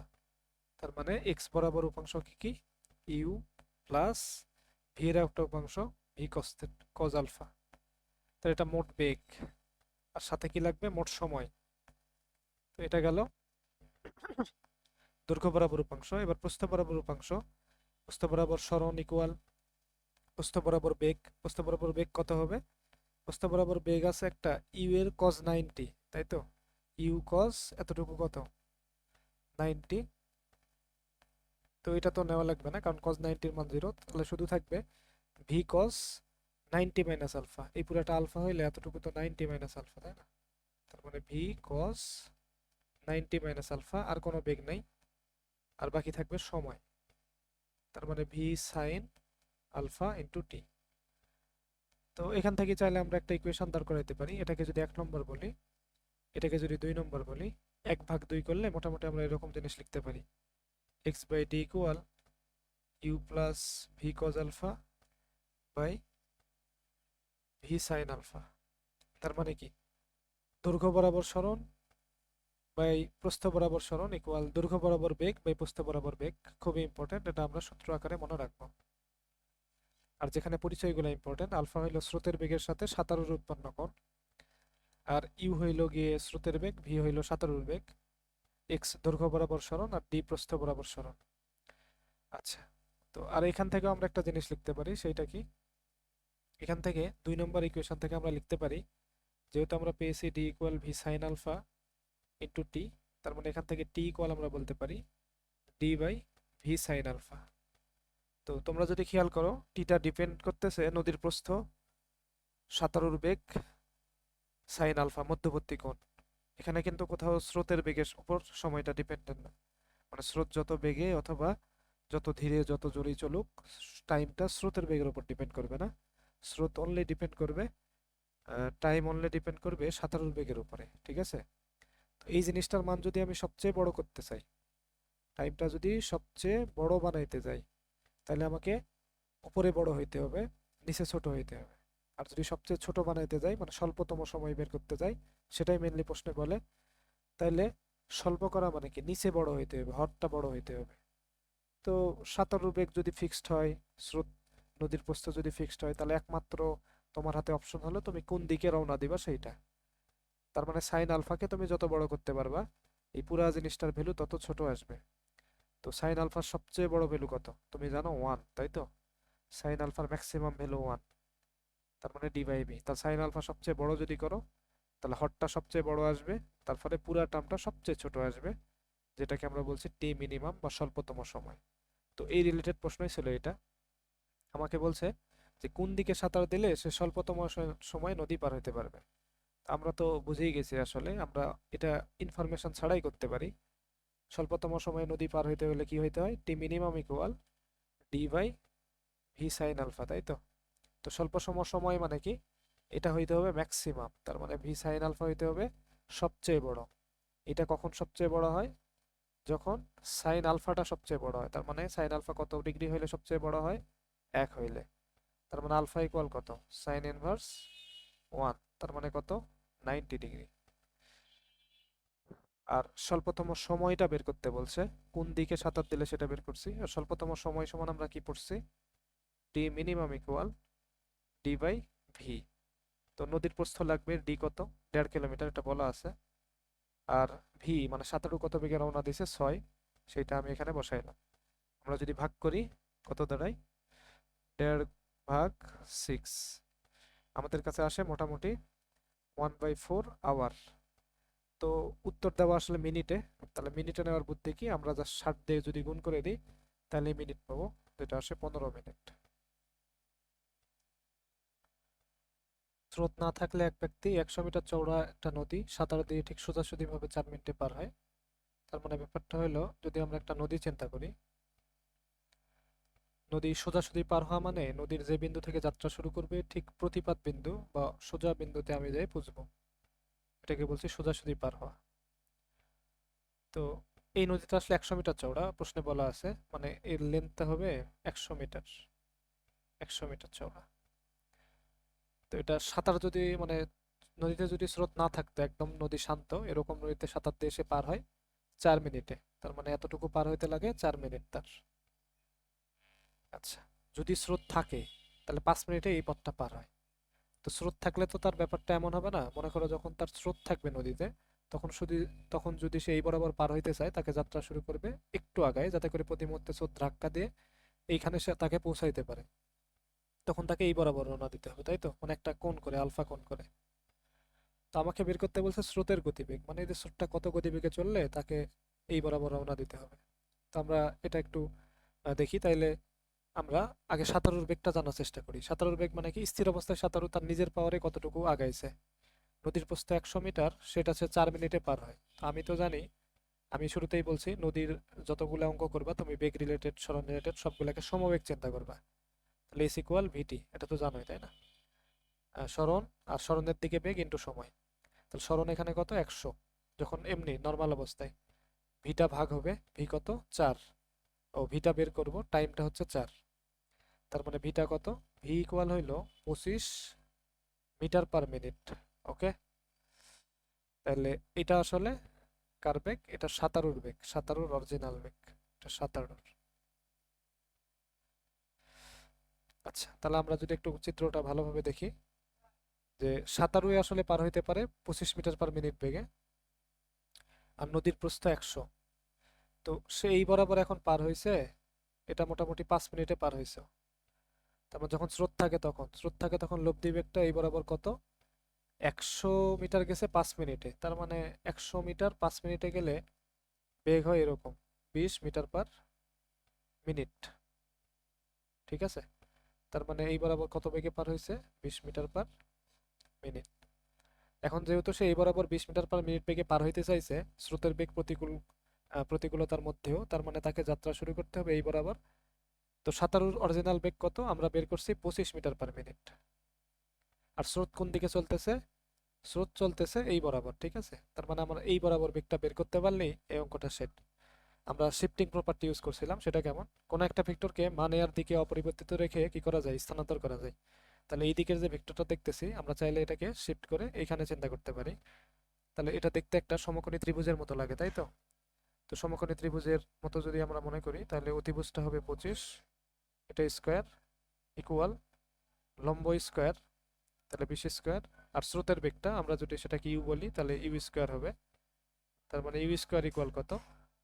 25 square minus 20 square. তার মানে ব্যাপারটা দাঁড়ায় 625 বিয়োগ 400, তার মানে 225। আমরা যদি রুট করে দিই উভয় দিকে তাহলে মানে আসবে 15 মিটার/মিনিট। ঠিক আছে, বহু সেম টু সেম অঙ্ক আরো একটা। 180 মিটার হচ্ছে প্রস্থ, 6 মিনিটে এটা পার হয়। স্রোত না থাকা অবস্থায়, মানে সাঁতারুর বেগ আমরা এখান থেকে বের করতে পারি। বেগ সরণ বাই সময়, তার মানে 30 মিটার/মিনিট। এটা সাঁতারুর অ্যাকচুয়াল বেগ। আর আমাকে কাঙ্ক্ষিত বেগ হইতে হবে স্রোত থাকা অবস্থায়। স্রোত থাকা অবস্থায় কত বেগে যাইতে হবে? 18 মিটার/মিনিট বেগে সোজাসুজি। ঠিক আছে, তাহলে 30 মিটার/মিনিট তো আছেই। এই বরাবর আমাকে রওনা দিতে হবে, তাইলে আমি এই বরাবর বুঝতে পারবো, কারণ প্রতি মুহূর্তে আমাকে কিছু ধাক্কার সম্মুখীন হইতে হবে, যার ফলে আমি এই বরাবর বুঝতে পারি। আচ্ছা, তো আমরা এরপরে শিফটিং প্রপার্টি ইউজ করছি আগের মতো। এই বরাবর তো স্রোত চলে, সেই স্রোতটাকে যদি শিফট করে এইখানে নেই, ভেক্টরকে মানে হাত দিকে অপরিবর্তিত রেখে স্থানান্তর করা যায়। তার মানে অতিভুজ স্কোয়ার ইকুয়াল লম্ব স্কোয়ার প্লাস ভূমি স্কোয়ার। তাহলে সেখান থেকে আসে ইউ এর ভ্যালু আসে √30 স্কোয়ার মাইনাস 18 স্কোয়ার করলে 24-এর মতো আসে। একই রকম সেম টু সেম। যে একটা নদী আছে যার প্রস্থ হচ্ছে এস, তো এটা যখন স্রোত থাকে না তখন সেটা টি সময়ে পার হয়, টি টাইম লাগে। তার মানে এই বরাবর বেগ নিশ্চয়, এটাই তো সাঁতারুর অ্যাকচুয়াল বেগ, তাই না? এখানে স্রোত আমার উপর কোনো প্রভাব ফেলছে না, যা বেগ পুরাটাই আমার। তো ভি ইকুয়াল আমরা কত জানি? s/t। তার মানে এইটা হচ্ছে সাঁতারুর অ্যাকচুয়াল বেগ, এটা সাঁতারুর বেগ, এটা সাঁতারুর বেগ। এখন সাঁতারুটা চাচ্ছে স্রোতযুক্ত একটা নদীতে এই বরাবর পার হইতে কত বেগে? s/t1 বেগে। কি করে? t1 সময় লাগবে, s দূরত্বই যাবে, তার মানে বেগ হবে s/t1। তো সে যদি এই বরাবর পুষতে চায়, তাকে তো এই বরাবর রওনা দিলে চলবে না, তাকে রওনা দিতে হবে স্রোত সোজাসুজি থেকে একটু বাম দিকে, যাতে করে প্রতি মুহূর্তে স্রোতের ধাক্কায় সে এই বরাবর পুষতে পারে। তো সাঁতারুর বেগ কত এটা আমরা আবার জানি, s/t। ঠিক আছে, তো আমাদের স্রোতের বেগ বের করতে বলছে, তার মানে এই বরাবর বেগটা আমাদেরকে বের করতে বলছে। তাহলে এই বরাবর বেগ এটা বের করব। তো আমরা এখানেও শিফটিং প্রপার্টি ইউজ করি। সেটা কি বলে? যে কোনো একটা ভেক্টরকে মানে আর দিকে অপরিবর্তিত রেখে স্থানান্তর করতে পারি। তার মানে এই জিনিসটাকে আমরা চাইলে স্থানান্তর করে এখানে চিন্তা করতে পারি। তো এটা দেখতে একটা সমকোণী ত্রিভুজের মতো লাগে, তাই না? যার এই কোণটা হচ্ছে সমকোণ। তাহলে ও সমকোণ হলে আমরা কি বলতে পারি? অতিভুজ স্কোয়ার, তার মানে s/t হোল স্কোয়ার ইকুয়াল লম্ব স্কোয়ার। তার মানে ধরলাম স্রোতটা আমি বের করবো, তো স্রোতটাকে ইউ বলি, প্লাস 17 যে লব্ধি বেগটা আর কি অ্যাকচুয়ালি এইটা, যেই বরাবর আমরা গেছি, মানে ভূমি আর কি। এখানে যদি সমকোণী ত্রিভুজ তুমি চিন্তা করো, লম্ব আর ভূমি, আমি তো বের করবো ইউ স্কোয়ার, তাই না? তাহলে ইউ স্কোয়ারকে রেখে দিলাম, আর বাকিগুলোকে সিরিয়ালি লিখলাম। ac² / t² minus ac²/t1²। ac² common নিলে কি থাকে? 1 বাই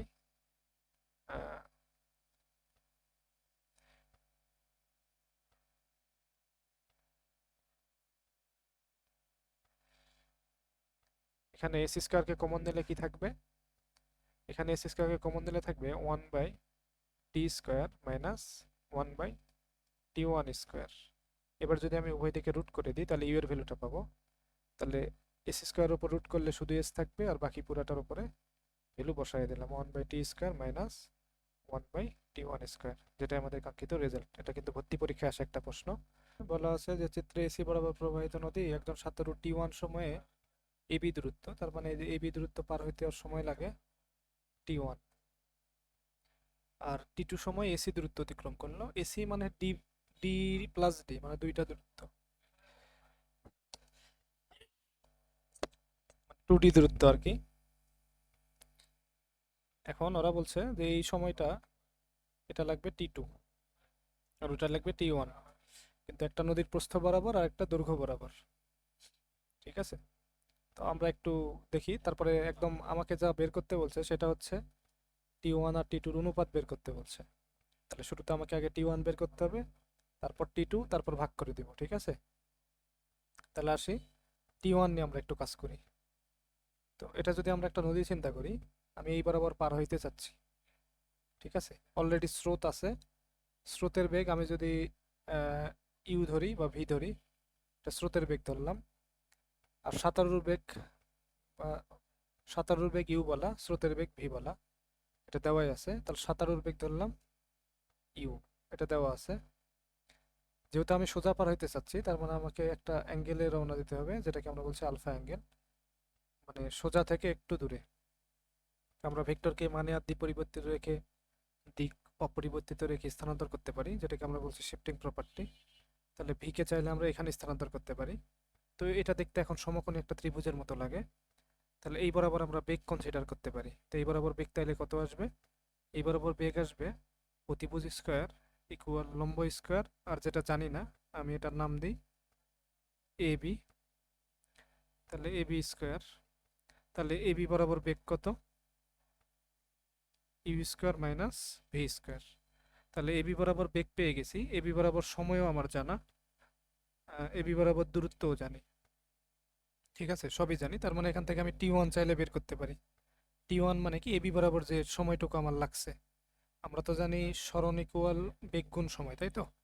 তাহলে টাইম ইকুয়াল সরণ বাই বেগ। তাহলে সরণ কত? T1 বরাবর সরণ হচ্ছে ডি সরণ, আর আমার বেগ কত? এই বরাবর বেগ হচ্ছে u square minus V square.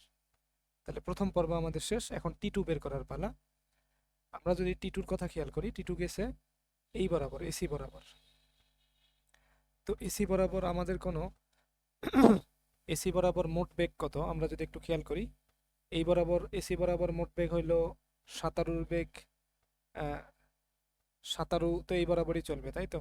আর স্রোত আগে থেকে অলরেডি এই বরাবর গতিশীল, তার মানে জাস্ট সিম্পলি যোগ, তার মানে ইউ প্লাস ভি। কারণ কি? সাঁতারুকে এই বরাবরই রওনা দিতে হয়েছে, আবার স্রোত এই বরাবর চলছে, তো একই দিকে দুইটা বেগ চললে তাদের লব্ধি বেগ হয় জাস্ট দুটার যোগফল। তাহলে এসি বরাবর আমরা বেগ পেয়ে গেছি। আর এসি বরাবর টাইম আমরা জানি T2। তাহলে T2 বের করব কি করে? সরণ বাই সময়। T2 বরাবর সরণ কত? এসি, যেটাকে আমরা 2D বলছি। আর বেগ কত? U plus v. এখন যদি আমরা দুটার অনুপাত করি, T1 ভাগ T2 ইকুয়াল আসবে, T1 এর ভ্যালুটা আমরা যদি বসাই, u square minus V square divided by 2D u plus v. এটাকে একটু সিম্পলিফাই করে লিখলে আমরা লিখতে পারি D by u square minus V square, যেটাকে আমরা লিখতে পারি এ plus b into a minus b. গুণ করে দিলে উপরে চলে যাবে ইউ প্লাস বি, যেটাকে আমরা এইভাবে লিখতে পারি দুটা রুট আকারে। হোল স্কোয়ার করে দিলে স্কোয়ারের রুটে কেটে যায়, ইউ প্লাস ভি থাকবে, আর নিচে কি থাকলো? 2D। ডি কেটে গেল, একটা ইউ প্লাস ভি একটা ইউ প্লাস ভি কেটে গেল। তাহলে উপরে কত থাকবে? উপরে থাকবে 1, আর নিচে থাকবে 1 into root over you plus B. তো একবারে আমরা লিখি root over you plus B, আর নিচে থাকবে ইউ মাইনাস বি ইন্টু 2। উপরে T1, নিচে কি? T2। তাহলে আমরা অনুপাত বের করে ফেলছি, যেটাকে আমরা ইস টু দিয়ে লিখলে মোটামুটি এরকম দাঁড়ায়। ইস টু দিয়ে লিখলে T1 is to T2 equal root over you plus v is to 2 root over u minus v. এক ব্যক্তি সোজাসুজি T1 সময় নদী পার হইতে পারে, তার মানে এই বরাবর সে নদী পার হয়েছে, T1 সময় লাগছে তার। তো তীর বরাবর নদীর প্রস্থের সমান দূরত্ব, তো প্রস্থটাকে তুমি যদি D1 মনে করো বা ডি মনে করো, প্রস্থটা মনে করলাম ডি। সমান দূরত্ব গিয়ে ফিরে আসতে তার, তার মানে প্রস্থের সমান দূরত্ব সে দৈর্ঘ্য বরাবর গেছে, আবার ফিরে আসছে, তার মানে ডি গেছে ডি আসছে। এই পুরা প্রক্রিয়া সময় সম্পন্ন হতে সময় লাগছে তার T2। আচ্ছা, আর এখানে আমার বলেছে যে সাঁতারুর বেগ ইউ এটা বড় হবে ভি এর চেয়ে, সেটা তো অবশ্যই, কারণ সাঁতারুর বেগ যদি স্রোতের বেগের চেয়ে বেশি না হয় ওই তো ফিরেই আসতে পারবে না, তাই না? তাহলে স্রোত বইতেছে এই বরাবর ভি বেগে, আর ইউ সাঁতারুর বেগ, তো আমরা আগে ফার্স্ট কেস চিন্তা করি, প্রথম কেস। আমি এই বরাবর পার হইতে চাচ্ছি, সোজাসুজি পার হইতে চাচ্ছি এই বরাবর। তাহলে আমাকে অবশ্যই রওনা দিতে হবে এই পথে। তো সাঁতারুর বেগ বলা সেটা কত, ইউ, তাহলে ইউ বেগে এদিকে রওনা দিতে হবে, আর স্রোতের বেগ তো ভি এদিকে। এবার যদি আমরা শিফটিং প্রপার্টি ইউজ করি তাহলে আমরা চাইলে এই বেগটা বের করতে পারি। এটা কত আসবে, root over you square minus V square, তাই না? একটা সমকোণী ত্রিভুজ চিন্তা করলে অতিভুজ স্কোয়ার মাইনাস লম্ব স্কোয়ার, তাহলে ভূমি স্কোয়ারটা পেয়ে যাবো। আচ্ছা, আর এই বরাবর সময় লাগছে কত, টি1। তাহলে চাইলে এই বরাবর আমরা কিন্তু সরণটুকু কাউন্ট করতে পারি, ঠিক আছে? তাহলে আমরা তো জানি এস ইকুয়াল ভিটি, তাই না? সরণ ইকুয়াল বেগ গুণ সময়। তাহলে এই বরাবর সরণ কতটুকু হয়েছে সেটাকে আমরা ধরে নিয়েছিলাম ডি, তাই তো? তাহলে সরণ ডি ইকুয়াল আমরা বলতে পারি বেগ ইন্টু সময়। বেগ কত, you square minus V square into টি1। তো আমাদের তো টি1 বের করতে হবে, তাই না? তাহলে টি1 কত হবে, d by root over you square minus V square, যেহেতু আমাকে সময়ের অনুপাত বের করতে বলছে। তাহলে টি1 বের করব, টি2 বের করব, ভাগ করে দিব। একটা ইকুয়েশন আমরা পাইছি। এবার আসো পরের ইকুয়েশনে। পরের ব্যাপারটা হচ্ছে একটু ইন্টারেস্টিং। সেটা কি, ও এই পথ থেকে যাত্রা শুরু করছে, স্রোত এদিকে চলতেছে না ভি বেগে, ও এই পথেই গেছে, ঠিক আছে? একবার ডি দূরত্ব আর কি, তার প্রস্থের সমান দূরত্ব। যাওয়ার পরে আবার এইদিকে ব্যাক করছে ওই সেম দূরত্বই, ঠিক আছে? তাহলে আমাদের এখানে কেস দুই রকম, একটা একদিকে গেছে আর একটা এইদিকে আসছে। তো দুই প্রক্রিয়া মিলে কিন্তু সময় লাগছে টি2। তাহলে আমরা এখানে অর্ধেক অর্ধেক করে ভাগ করতে পারি, অর্ধেক অংশ হচ্ছে গেছে, অর্ধেক অংশ আইছে। তো অর্ধেক যাইতে সময় লাগছে কত, অর্ধেক যাইতে সময় লাগছে, আমরা সময় ইকুয়াল জানি দূরত্ব বাই বা সরণ বাই, সরণ বাই কত হয় দেখো তো, সরণ বাই বেগ। তাহলে এই বরাবর বেগ কত, যখন সে যাচ্ছে, যখন যাচ্ছে স্রোত এদিকে, তার বেগও এদিকে, তাহলে মোট দুইটা মিলে অনেক বেশি হয়ে যাবে ইউ প্লাস ভি, যেটাকে আমরা বলতে পারি ইউ প্লাস ভি। আর যখন আসতেছে এইদিকে তখন তার আহ, তখন তার টাইম কত লাগবে, তখন তার টাইম লাগবে, খেয়াল করো, ও যাচ্ছে এদিকে ইউ, আর আসতেছে এদিকে, সরি,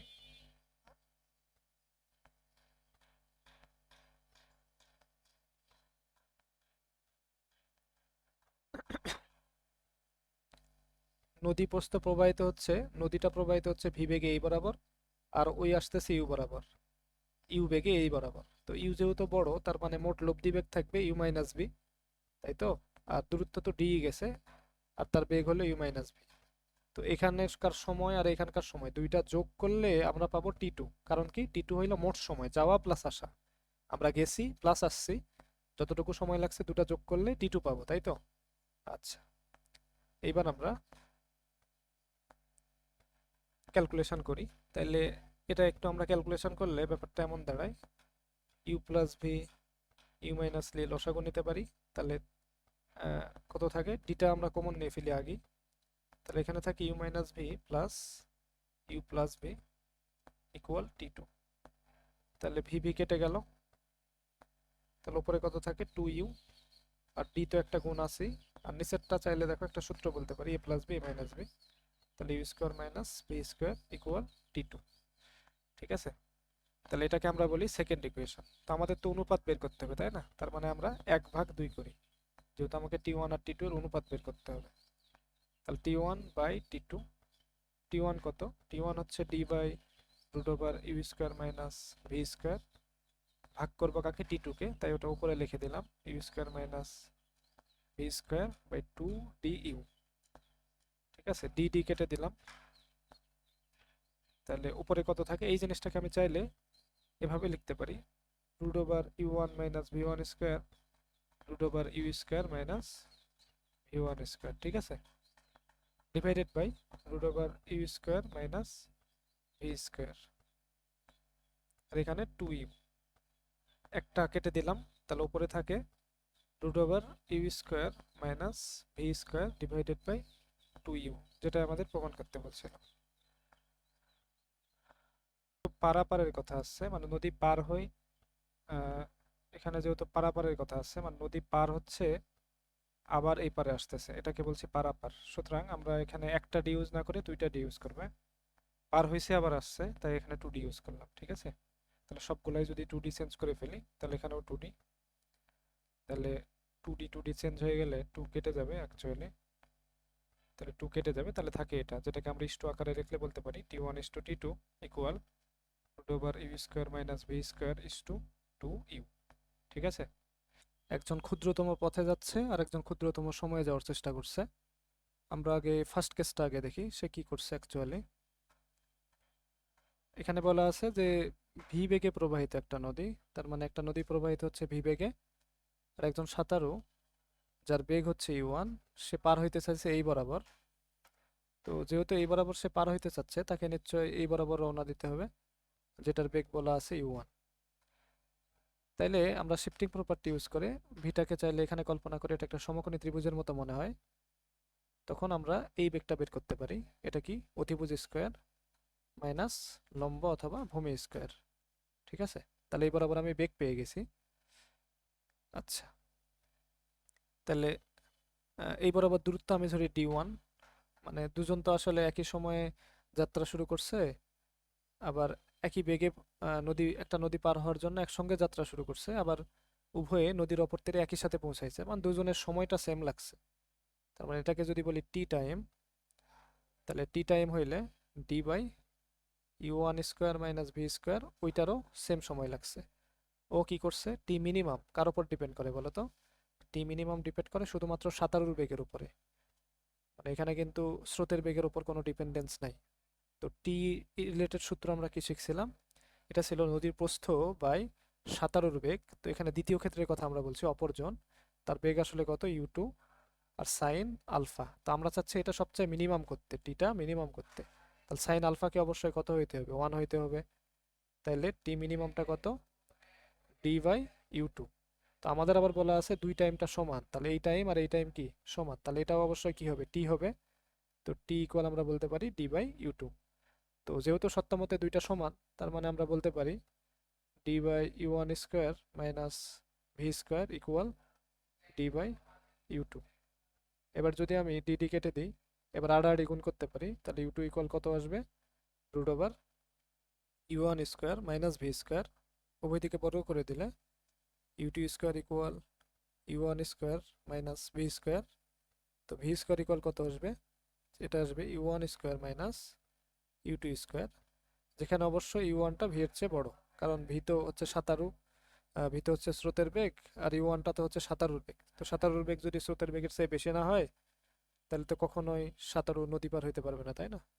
একটা নৌকা 10 কিলোমিটার বেগে চলে ঘন্টায়, 6 কিলোমিটার বেগে প্রবাহিত 500 মিটার চওড়া একটা নদী পাড়ি দিতে চাই। ন্যূনতম পথে নদীতে পাড়ি দিতে কত সময় লাগবে? তার মানে একটা নদী আছে এখানে, আমি চাচ্ছি ন্যূনতম পথে নদী পাড়ি দিব। ন্যূনতম পথ মানে কি? ন্যূনতম পথ মানে হইলো এই নদীর সবচেয়ে সোজাসুজি যে পথটা, এটাই সবচেয়ে ন্যূনতম পথ বা ছোট পথ। তাহলে এই পথে যদি আমি নদী পাড়ি দিতে চাই, নদী তো স্রোত আছে তাই না, নদীতে স্রোত চলতেছে মোটামুটি বলা যে ঘন্টায় 6 কিলোমিটার বেগে, তার মানে স্রোত আছে 6 কিলোমিটার পার আওয়ার, আর আমি নৌকা চালাবো 10 কিলোমিটার পার আওয়ার বেগে, যাতে করে আমি এই বরাবর পুষতে পারি। তাহলে এই বরাবর যদি আমি পুষতে চাই, আমাকে এই বেগের চেয়ে একটু বেশি বাঁকানো বেগে আমাকে রওনা দিতে হবে, এর চেয়ে বেশি কোণে স্রোতের বেগের সাথে আর কি। তো এটা আমি ধরি 10 কিলোমিটার পার আওয়ার, এটা দেওয়া আছে। তাহলে আমাকে বলছে নদীর এই প্রস্থটা বলে দেওয়া আছে, এটা হচ্ছে 500 মিটার বা 0.5 কিলোমিটার। আমাকে এই বরাবর পাড়ি দিতে কত সময় লাগবে সেটাই তো বের করতে বলছে, তাই না? ন্যূনতম পথে পাড়ি দিতে কত সময় লাগবে, তাহলে এই অলরেডি আমরা সময় মানে জানি ডি বাই ভি, মানে দূরত্ব বা সরণ বাই বেগ। তো সরণটুকু আমরা জেনে গেছি, এটা 0.5 কিলোমিটার। আমরা বেগ জানি না, বেগটা হচ্ছে এই বরাবর এইটা। তাহলে এই বরাবর বেগটা আমরা কিভাবে বের করব, যদি শিফটিং প্রপার্টি ইউজ করি, এইদিকে 10 এদিকে হলো 6, এটাকে যদি আমরা এখানে তুলে ফেলি, শিফট করি, তাহলে 6 কিলোমিটার পার আওয়ার, একটা সমকোণী ত্রিভুজের মতো লাগে, যার ফলে এটা আমরা বের করতে পারি। এটা কি করে বের করব, রুট ওভার অতিভুজ স্কোয়ার মাইনাস লম্ব স্কোয়ার অথবা ভূমি স্কোয়ার, তাহলে কত হয়, রুট ওভার 64, তার মানে 8, তার মানে 8 কিলোমিটার পার আওয়ার। আমরা যদি ভাগ করি মোটামুটি 1/16 আসে, তো এত আওয়ার আসবে আর কি। তো আমরা যদি অ্যান্সারটা মিনিটে লিখি কি করব, 60 দিয়ে গুণ করে দেব, তাহলে আসবে 3.75 মিনিট।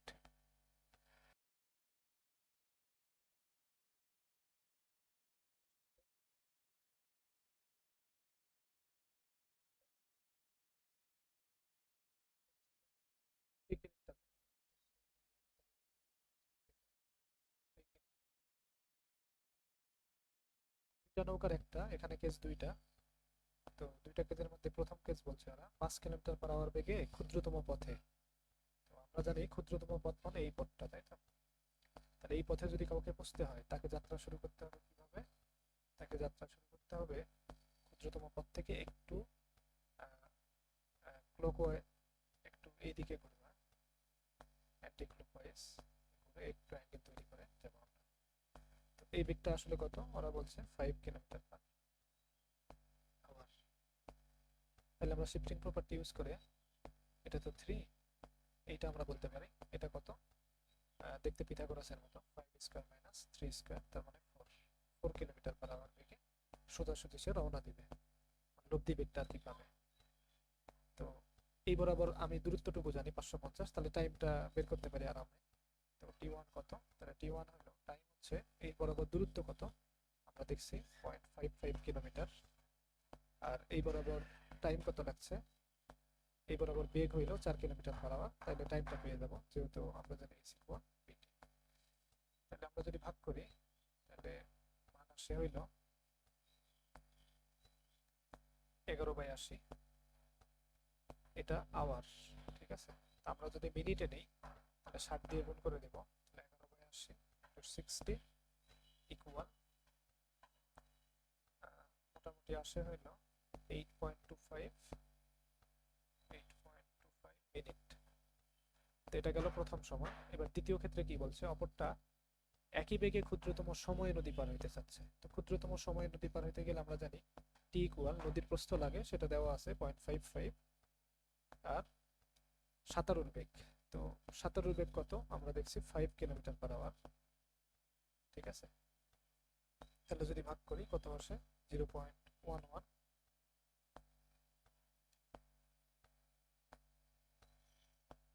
এত আওয়ার। যদি সেকেন্ড মিনিটে যদি নিই, তাহলে 60 দিয়ে গুণ করবো, তাহলে কত আসবে? 6.6 মিনিট। তাহলে সময়ের পার্থক্য কত হবে? সময়ের পার্থক্য হবে টি1 মাইনাস টি2। তাহলে টি1টা কত? 8.25, আর টি2টা কত? 6.6। পার্থক্য কত আসলো? পার্থক্য আসলো মোটামুটি 1 মিনিট 65 সেকেন্ড, ঠিক আছে? 1 মিনিট 65 সেকেন্ড। এক ব্যক্তি স্রোতের সাথে সমকোণে যাত্রা করছে, তার মানে নদী যদি এভাবে চলে, নদীর স্রোত ধরলাম এইদিকে প্রবাহিত হচ্ছে, স্রোতের বেগ যদি আমি ভি বলি, তাহলে আমাকে বলছে স্রোতের বেগের সাথে সাঁতারু সমকোণে যাত্রা করছে। তার মানে এই যে স্রোত যদি এভাবে চলে, তার সমকোণে যাত্রা এটা, এটা হচ্ছে, আমি যদি সাঁতারুর বেগকে ইউ বলি, তো যাত্রাপথের বিপরীত বিন্দুতে সে পুষতে যাচ্ছিল। কিন্তু খুব স্বাভাবিক, নদীতে যেহেতু স্রোত আছে, স্রোত প্রতি মুহূর্তে তাকে ধাক্কা দিয়ে কিছুটা ডানে সরাই দিবে, দিয়ে ওই কিছুটা এইখানে না পৌঁছে এই জায়গায় কোনো এক জায়গায় পৌঁছে দেবে, এই জায়গাগুলোর। তো এটা বলা আছে 500 মিটার দূরে পৌঁছাইছে মোটামুটি, যে স্থানে পৌঁছার কথা ছিল সোজাসুজি, সেখান থেকে 500 মিটার দূরে পৌঁছছে। তার মানে এই এই বরাবর গেছে আর কি লব্ধি বেগ। তো নদীর প্রস্থ আমি মনে করি, সাপোজ নদীর প্রস্থ হচ্ছে ডি, আর স্রোতের বেগটা দ্বিগুণ হবে সাঁতারুর বেগ। তাহলে এই যে সাঁতারুর বেগটা, স্রোতের বেগকে ভি ধরছি, তার মানে এটা হবে 2v, ঠিক আছে? এখন আমার যেহেতু এই বরাবর বেগটা প্রবাহিত হচ্ছে, তাহলে আর এক্স অক্ষ বরাবর একটা বেগ থাকবে, আর ওয়াই অক্ষ বরাবর, যেটাকে আমরা দৈর্ঘ্য আর প্রস্থ বরাবর বলছি, দুই অক্ষ বরাবর দুইটা বেগ থাকবে। তো দৈর্ঘ্য বরাবর আসলে মোট বেগ কত? শুধুমাত্র ভি, আর প্রস্থ বরাবর মোট বেগ 2v। তো আমরা ইকুয়েশন কি জানি? এস ইকুয়াল ভিটি। তাহলে দৈর্ঘ্য বরাবর মোট সরণ, এটাকে আমরা বলতে পারি দৈর্ঘ্য বরাবর মোট বেগ ইন্টু সময়। যেহেতু দুটার ক্ষেত্রেই সময় সেম, কারণ একই সময় বরাবর দৈর্ঘ্য প্রস্থ কাউন্ট করা হয়েছে, মানে পাড় আর প্রস্থ কাউন্ট করা হয়েছে। তাহলে নদীর দৈর্ঘ্য বরাবর সরণ কতটুকু? সেটা হচ্ছে 500। দৈর্ঘ্য বরাবর বেগ কত? ভি, টাইম লাগছে টি। আর প্রস্থ বরাবর সরণ কতটুকু? ডি, বেগ কত? 2v, টাইম লাগছে টি। এটাকে 1 নম্বর বললাম, এটাকে 2 নম্বর বললাম। যদি ভাগ করি 1/2, তাহলে ব্যাপারটা এমন দাঁড়ায় ভিটি বাই 2vt। যদি কাটাকাটি করি তাহলে নিচে আসবে 2। এবার আড়াআড়ি গুণ করলে 2 গুণ 500, তার মানে আসে 1000 মিটার, যেটাকে আমরা বলতে পারি 1 কিলোমিটার। পরের প্রবলেমে বলা আছে, দেখাও যে কোনো বিন্দুতে ক্রিয়ারত দুইটা অসমান বেগের লব্ধি বৃহত্তর বেগের দিকে অধিকতর হেলানো থাকবে। তো এই প্রবলেমটা করার জন্য আমরা আগে একটা সূত্র দেখে আসি, যেটাকে আমরা বলি সাইন সূত্র। এটা আমরা একটু ছোট্ট করে দেখে আসি এটা আসলে কি জিনিস। আহ, তার জন্য আমরা একটা বৃত্ত নিলাম, এটা প্রমাণের সাথে আর কি। আর বৃত্তের মধ্যে একটা ত্রিভুজ নিলাম, যেহেতু আমরা সাইন কোসাইন নিয়ে কথা বলছি তাহলে ত্রিভুজ তো লাগেই। আর এটা ধরলাম বৃত্তের কেন্দ্র, মানে পরিবৃত্তের কেন্দ্র অ্যাকচুয়ালি, ত্রিভুজের পরিবৃত্তের কেন্দ্র। তো নাম দিলাম এ, এটা বি, এটা সি। ঠিক আছে।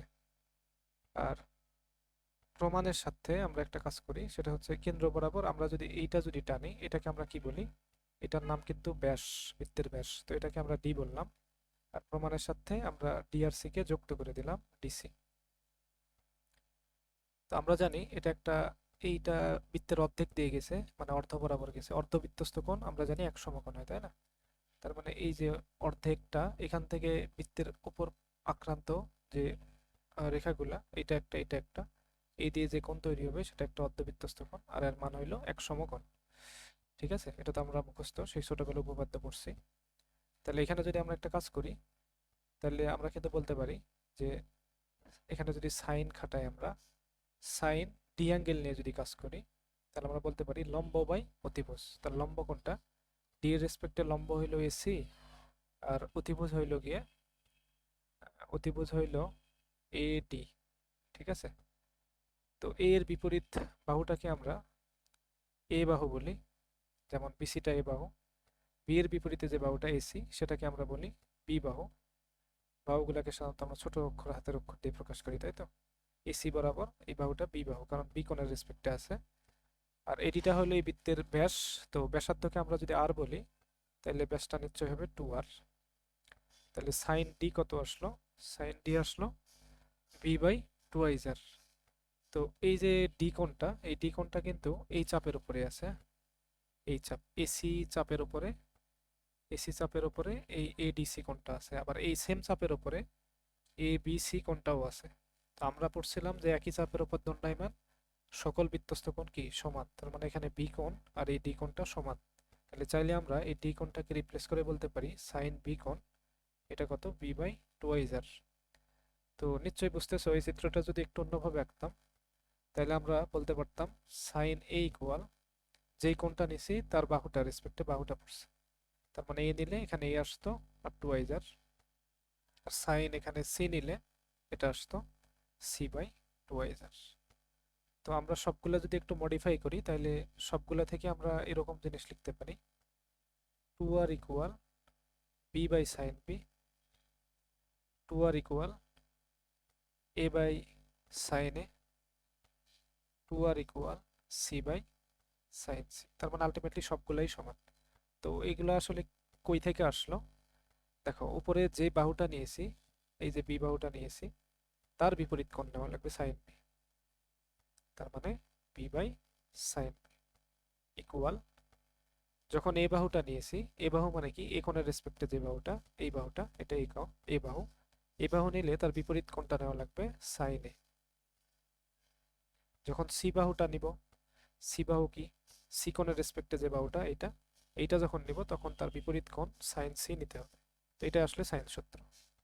তো আমরা এখানে একটু দেখার চেষ্টা করি যে কোনো বিন্দুতে ক্রিয়ারত দুইটা অসমান বেগের লব্ধি, তার মানে একটা বিন্দুতে সাপোজ দুইটা অসমান বেগ ক্রিয়া করতেছে, একটা ধরলাম পি আর একটা ধরলাম কিউ। তো ধরে নিলাম কিউটা বড় পিটা ছোট, ধরে নিলাম, যেহেতু একটা অসমান বলছে, একটা বড় হবে একটা ছোট হবে। আর আমি অ্যাঙ্গেল গুলা দিয়ে দিলাম, সাপোজ লব্ধি আর এটা, আটটা পি এর সাথে থেটা কোণ তৈরি করছে, আর কিউ এর সাথে ফাই কোণ তৈরি করছে, ফাই। ঠিক আছে, এটা আসলে ফাই কোণ। আহ, তাহলে পি আর কিউ এর মধ্যবর্তী কোণ আমরা বুঝতেছি থেটা প্লাস ফাই। আচ্ছা, তাইলে আমরা সাইন সূত্র অনুসারে শুনলাম, দেখলাম যে যে বাহুটা নিব তার বিপরীত কোণ নিতে হবে। আমরা যদি প্রথমে পি বাহুটা নিই, তাহলে পি এর বিপরীত কোণের সাইনটা নিব। তাহলে পি এর বিপরীত বাহু কি কি আছে, পি বাদ দিয়ে যে বাহু দুটো থাকবে কিউ আর আর, তাদের মধ্যবর্তী কোণ এটা কত, ফাই। যখন কিউ নিব, কিউ বাদ দিয়ে বাকি দুটার মধ্যবর্তী কোণ পি আর আর, সেটা থেটা, এটা লিখবো। আর বাকিটা লেখার দরকার নাই, কারণ আমাদের দুটা নিয়ে কথা বলতে হচ্ছে। আমরা তাইলে আড়াআড়ি যদি ভাগ করি তাইলে বলতে পারি p by q equal sine phi by sine theta. আমরা যদি খেয়াল করি কিউটা যেহেতু পি এর চেয়ে বড় ছিল, তাহলে আমরা যদি একটু ভাগ করে দিই উল্টা, তাহলে কিউ বাই পি, আর এখানে কত আসবে sine theta by sine phi. তো আমরা বলে দিছি যে কিউ বাই পি তো সত্যানুসারে বড়, তাই না? কিউ তো পি এর চেয়ে বড়, তার মানে অবশ্যই যদি আমরা অনুপাত করি সেটাও একের চেয়ে বড় হবে। তার মানে কিউ বাই পিটা একের চেয়ে বড়। ঠিক আছে, যেহেতু কিউটা পি এর চেয়ে বড়, তার মানে নিশ্চয়ই এই পাশটাও কি হইতে হবে, উপরের লবটা হরের চেয়ে বড় হইতে হবে। তার মানে সাইন থেটাটা সাইন ফাইয়ের চেয়ে বড় হইতে হবে। তার মানে অবশ্যই সাইন থেটা যেহেতু সাইন ফাইয়ের চেয়ে বড়, তার মানে থেটাটা অবশ্যই ফাইয়ের চেয়ে বড়। আর থেটাটা আমরা কাকে ধরছিলাম, ছোট বাহুর সাথে বা ছোট যে বলটা বেগটা তার সাথে লব্ধির উৎপন্ন কোণটা, এটা ছোট হবে, এটা বড় হবে কার চেয়ে, ফাইয়ের চেয়ে। ফাই মানে কি, বড় বলটার চেয়ে, বড় বলের সাথে লব্ধি যে কোণ তৈরি করছে তার চেয়ে ছোট হবে। তার মানে এই কোণটা ছোট হওয়া মানে কি, লব্ধিটা এই দিকে কিছুটা বেশি হেলানো আছে। ঠিক আছে, কোনো বস্তু কণা 2 সেকেন্ডে 3 মিটার/সেকেন্ড বেগে পূর্ব দিকে এ থেকে বি পর্যন্ত যায়। তো আমরা যদি আগে দিক বিন্যাসটা দেখাই, এদিকে নর্থ, সাউথ, ওয়েস্ট, ইস্ট, তাহলে পূর্ব দিকে 3 মিটার/সেকেন্ড বেগে যায়, তাহলে এদিকে বেগ কত, 3 মিটার/সেকেন্ড। এ থেকে বি পর্যন্ত গেছে, তো এটাকে এ মনে করলে এটা হইল গিয়ে বি। আর আমার এ থেকে বি যেহেতু 2 সেকেন্ড ধরে গেছে ও, তার মানে 1 সেকেন্ডে যায় 3 মিটার, তাহলে 2 সেকেন্ডে নিশ্চয়ই যাবে 6 মিটার। তো 6 মিটার যাওয়ার পরে ও কি করলো, অতঃপর 3 সেকেন্ডে 4 মিটার/সেকেন্ড বেগে বি থেকে সি পর্যন্ত দক্ষিণ পূর্ব দিকে গেল। দক্ষিণ পূর্ব দিক মানে কি, দক্ষিণ পূর্ব দিক মানে হলো দক্ষিণ পূর্ব দিকের এই মাঝামাঝি বরাবর এরকম। তাহলে এখানে আসার পরে উত্তর দিক তো এইটা, তাই না, আর দক্ষিণ দিক নিচেরটুকু, আর পূর্ব দিক এদিকে। তো এইখানে আসার পরে কি করছে, দক্ষিণ পূর্ব দিক বরাবর গেছে, তার মানে এই দিক দুটার মাঝখান বরাবর গেছে, তার মানে এগুলোর সাথে 45 ডিগ্রি অ্যাঙ্গেল করেও গেছে। তো ওই এইখানে আসছে, যেটাকে ওরা সি বিন্দু বলতেছে।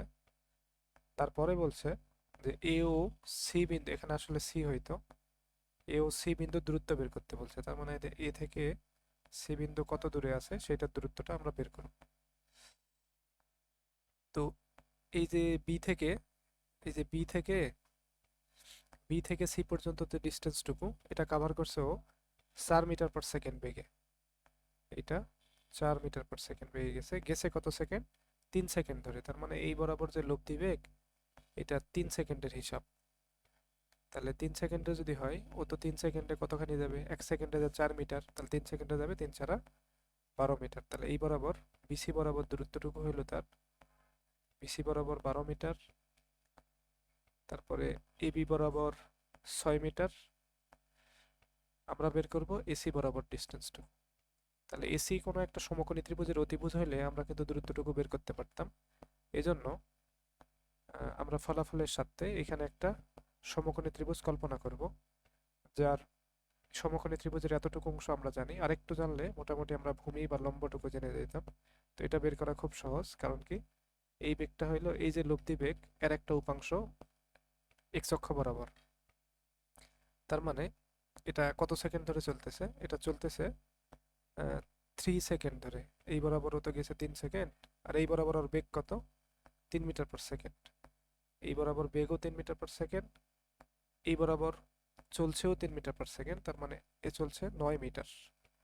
তাহলে এই বরাবর মোট দূরত্বটুকু হচ্ছে তার 9 মিটার। আমি যদি এটাকে ডি বলি, তার মানে এডিটা হচ্ছে 6 + 9 মানে 15 মিটার। তারপরে ডিসি আমরা জানি, ডিসিটুকু আমরা বের করতে পারি চাইলে। ডিসিটা হচ্ছে এই ছোট ত্রিভুজের, এই যে বিডিসি, এই ছোট্ট ত্রিভুজের একটা সমকোণী ত্রিভুজ তৈরি করছে, যার সমকোণটা হচ্ছে ডি কোণ। তার মানে অতিভুজ স্কোয়ার, অতিভুজকে এখানে, অতিভুজ হচ্ছে বিসি, তাহলে বিসি স্কোয়ার ইকুয়াল আমরা বলতে পারি DC square plus BD square. তো আমরা যেহেতু ডিসি টুকু বের করবো, তাই ডিসিকে একদিকে রেখে BC square minus BD square. বিসির ভ্যালু কত আমরা বের করছি? বিসির ভ্যালু 12 আর বিডি ভ্যালু 9, 9 স্কোয়ার। তাহলে ডিসি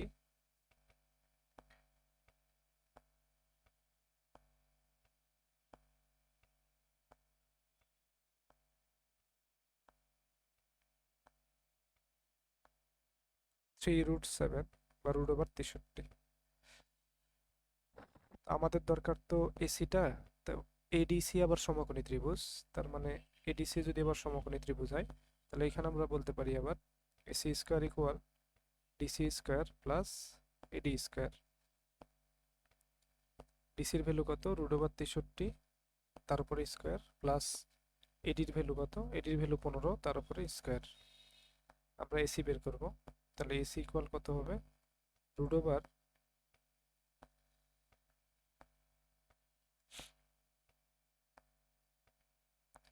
√288, যেটার ভ্যালু প্রায় অ্যাপ্রক্সিমেটলি 16.97, অলমোস্ট এরকম আর কি। একটা কোণা একটা সরলরেখা বরাবর 3 মিটার/সেকেন্ড বেগে চলছে। একটা কোণা ধরে নিলাম এই সরলরেখা বরাবর 3 মিটার/সেকেন্ড বেগে চলতেছে। তো এভাবে চলতে চলতে অলরেডি সে 3 সেকেন্ড চলছে। এভাবে সে মোটামুটি 3 সেকেন্ড ধরে চলতেছে। তার মানে দূরত্ব অতিক্রম করছে মোটামুটি 9 মিটারের মতো, যেহেতু 1 সেকেন্ডে 3 মিটার যায় ও। আচ্ছা, তো 9 মিটার যাওয়ার পরে ও কি করলো? 3 সেকেন্ড পরে কোণাটির গতির সাথে লম্ব বরাবর, তার মানে যখন এভাবে ও চলছে 3 সেকেন্ড চলার পরে এর সাথে ঠিক লম্ব বরাবর 4 মিটার/সেকেন্ড বেগ সংযুক্ত করছে এই বরাবর। এভাবে কতক্ষণ সে বেগ সংযোজন করছে? মোটামুটি 2 সেকেন্ড ধরে। ঠিক আছে, মোটামুটি 2 সেকেন্ড ধরে তার এই বেগ সংযোজন চলছে। তো আমরা তো জানি সে যদি এই বরাবর বেগ সংযোজন করে সে বরাবরই যাবে, ব্যাপারটা এমন না, কারণ অলরেডি আগে থেকেই এই বরাবর কিছু একটা বেগ ছিল, সেটা মোটামুটি 3 মিটার/সেকেন্ড। তো দুই বেগের লব্ধি বরাবর সে যাবে এই বরাবর, তাই তো? যেহেতু বেগটা দুই দিকে ক্লিয়ার হতো, তার লব্ধি বেগ কত আসে? আমরা যদি একটু হিসাব করি, লব্ধি বেগটা 3 square p square q square plus 2 p q cos 3 আর 4-এর মধ্যবর্তী কোণ কত? 90। তার মানে আসে √25, তার মানে 5। তাহলে এই বরাবর বেগ কত তার? 5 মিটার/সেকেন্ড। তো এই বরাবর সে তো চলছে আসলে 2 সেকেন্ড, কারণ কি 2 সেকেন্ড তার গতিটা, আহ, আহ, 4 মিটার/সেকেন্ড যখন গতি সংযোজন ছিল তখন সেটা 2 সেকেন্ড ধরে ক্লিয়ার হতে ছিল। তার মানে এই বরাবর সে চলতে 2 সেকেন্ড, তার মানে মোটামুটি 10 মিটারও চলছে, যেহেতু 1 সেকেন্ডে 5 মিটার যায়। তো মিনহয়েল যে যখন 10 মিটার যাবে 2 সেকেন্ড ধরে, এদিকেও তো 3 মিটার/সেকেন্ড বেগ ছিল, তার মানে এই বরাবরও সে 6 মিটার অতিক্রম করবে।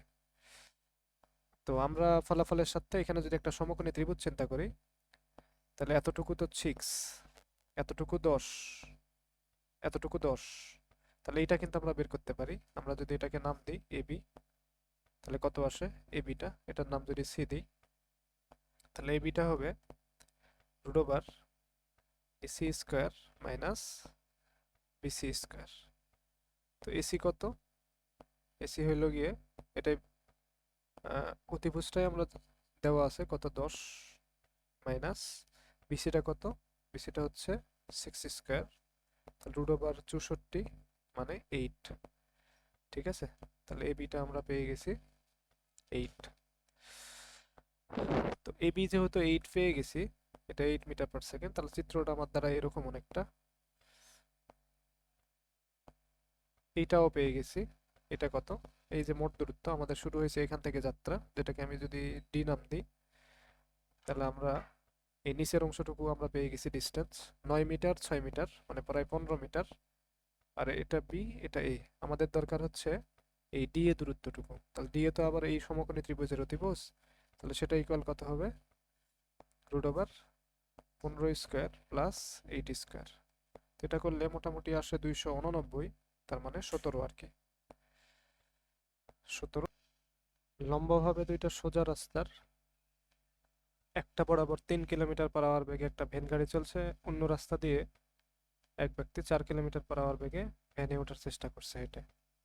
তাহলে আমরা দুটো যদি লম্ব রাস্তা চিন্তা করি, একটা হচ্ছে এই বরাবর, তো লম্ব বরাবর যেহেতু, আরেকটা 90 ডিগ্রি অ্যাঙ্গেলের সোজা এই বরাবর।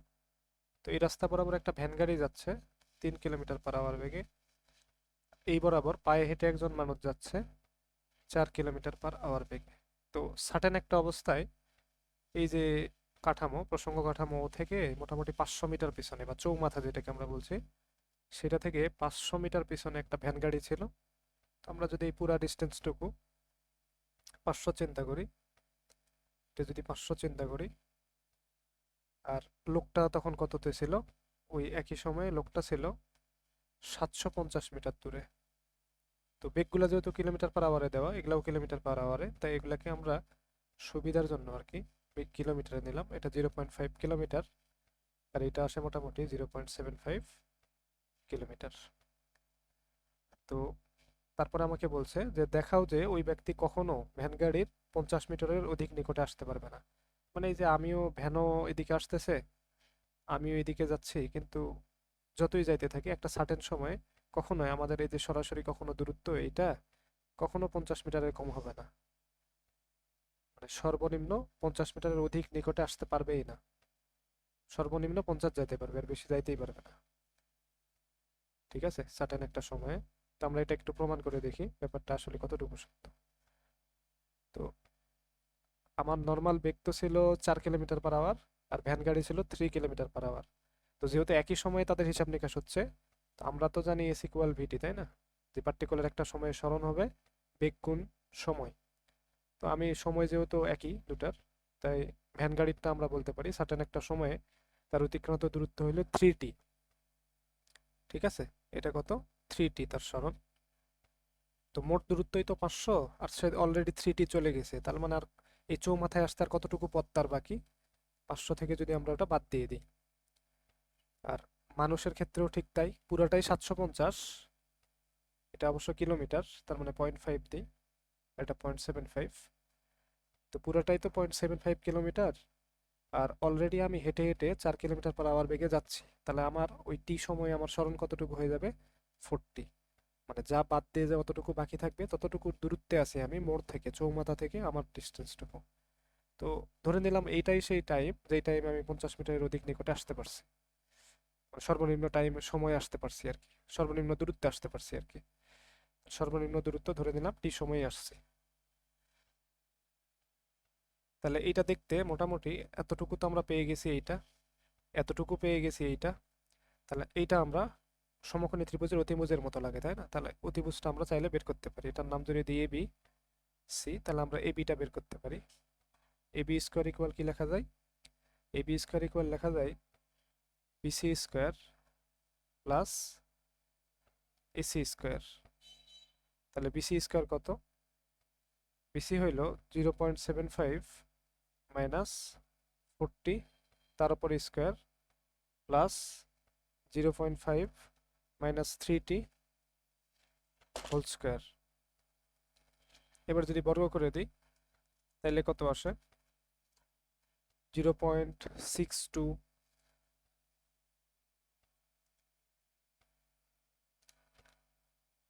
0.5625 plus 16t square minus 90 minus কত আসে? Minus 60 whole square. ক্যালকুলেটার এটা করে দেখতে পারো।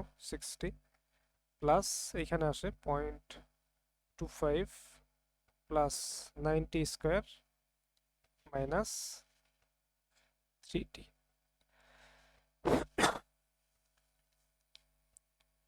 এবার যদি এটাকে একটু ক্যালকুলেশন করো তাহলে ব্যাপারটা আসে এরকম: 25t স্কোয়ার মাইনাস 90 প্লাস 0.8125। তো এটা তো গেল হচ্ছে এবি স্কোয়ারের মান, তাই তো? তা আমার তো দরকার হচ্ছে আহ, মানে কোনো একটা জিনিসের ডেরিভেটিভ যখন শূন্য হয়, ফার্স্ট ডেরিভেটিভ আমরা জানি এটা অন্তরীকরণ থেকে দেখছিলাম, তখন আমরা ওই জিনিসটার ম্যাক্সিমা অথবা মিনিমাটুকু পাই। তাহলে আমাদের দরকার হচ্ছে কোনো একটা জিনিসের সবচেয়ে ফার্স্ট ডেরিভেটিভ করার পরে জিরো পাওয়াটা, জিরো পাওয়ার পরে টি এর যে ভ্যালুটা পাবো এটা হচ্ছে তার ম্যাক্সিমাম বা মিনিমাম ভ্যালুটা। তাহলে আমরা যদি এটার ফার্স্ট ডেরিভেটিভ করি, যেহেতু টাইমের রেসপেক্টে করার কথা বলা হচ্ছে, সময় নিয়ে আমাদের কথা, তাহলে ফার্স্ট ডেরিভেটিভটা অবশ্যই কত হইতে হবে? ফার্স্ট ডেরিভেটিভটা 0 হইতে হবে। তার মানে 50t মাইনাস 9 ইকুয়াল 0, তার মানে টি ইকুয়াল 9/50, তার মানে মোটামুটি আসে 0.18 আওয়ার। তো এইটার জন্য আমি আর কি মিনিমাম ভ্যালুটা পাবো, সর্বনিম্ন ভ্যালুটা পাবো, লঘুমানটা পাবো। এবার এই ভ্যালুটা যদি আমি মূল ইকুয়েশনে বসাই দিই, তাহলে আমার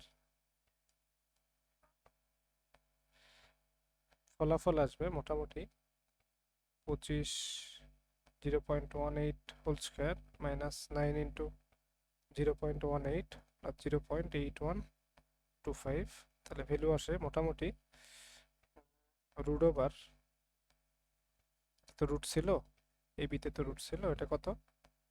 0.0025, আসলে যেটা 1/20 কিলোমিটার, মিটারে নিলে 50 মিটারের মতো আসে, যেটা আমাদের কাঙ্ক্ষিত রেজাল্ট আর কি। এখানে লম্বভাবে দুটা মিলিত রেলপথ, পরের প্রশ্নে আর কি বলছে, লম্বভাবে দুটা মিলিত রেলপথ একটার উপর দিয়ে 30 কিলোমিটার আর একটা 40 কিলোমিটার বেগে চলতেছে পার আওয়ারে।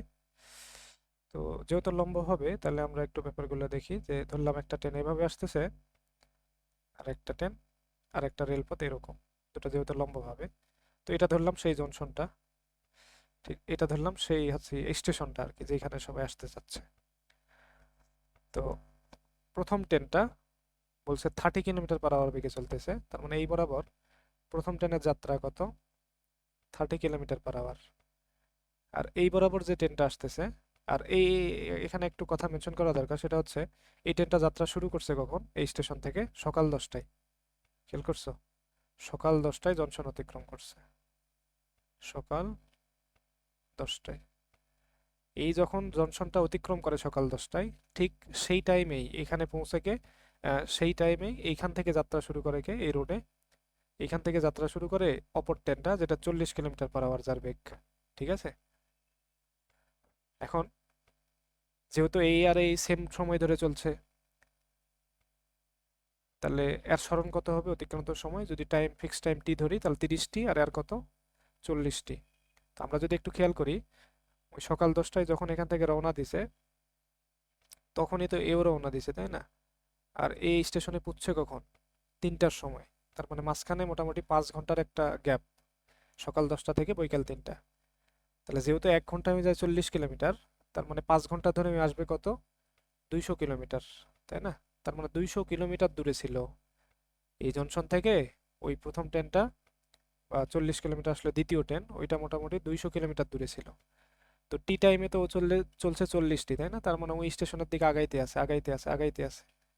তো ধরলাম এইখানে আসছে, তো আমাকে ক্ষুদ্রতম দূরত্বই বের করতে বলছে, তার মানে এই ট্রেনও তো আগাইতে থাকবে, এই ট্রেনও সামনে আগাইতে থাকবে।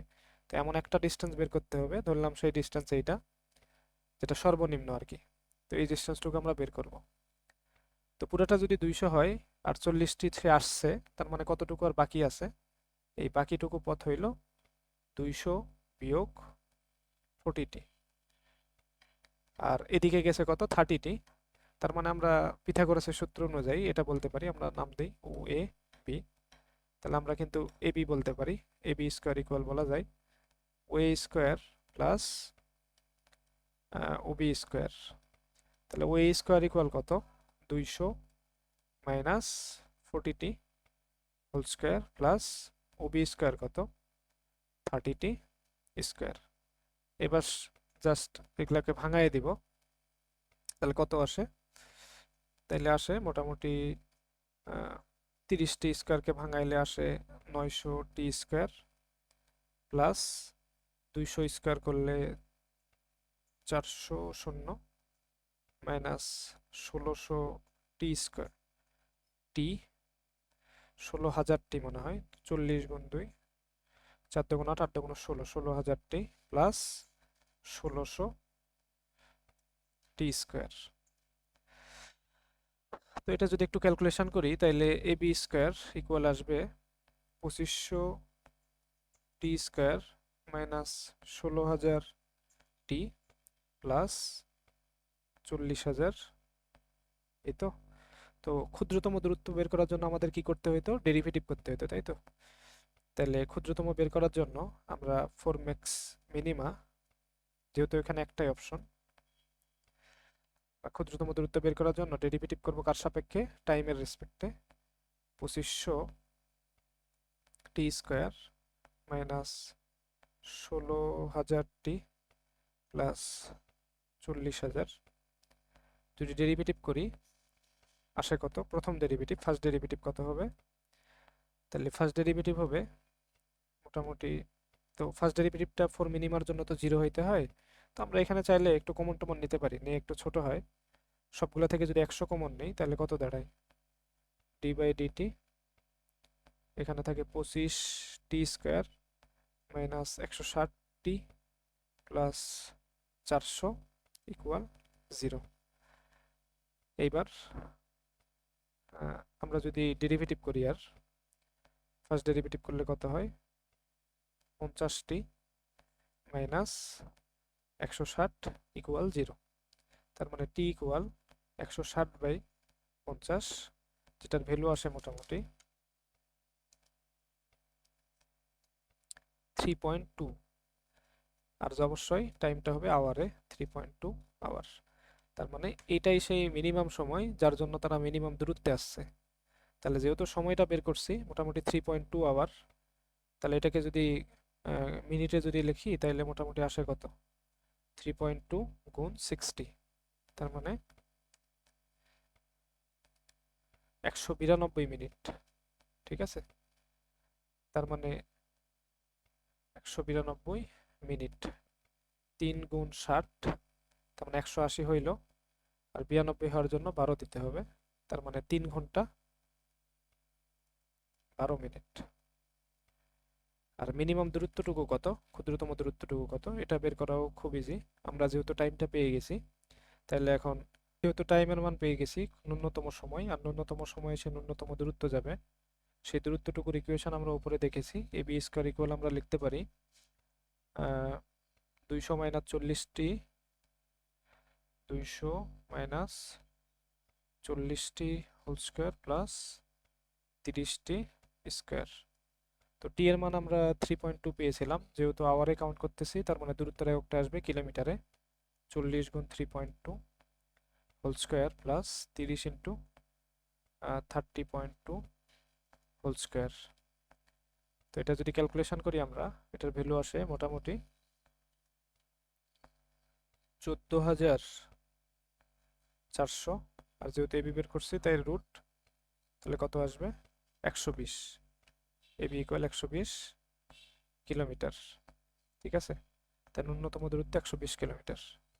পরের প্রশ্নে বলা আছে কোনো কণার উপর ক্রিয়ারত ইউভিডব্লিউ মানে 3টা গতিবেগ পর্যায়ক্রমে আলফা বিটা গামা। তার মানে এই সিকোয়েন্সটা আবার খেয়াল রাখতে হবে।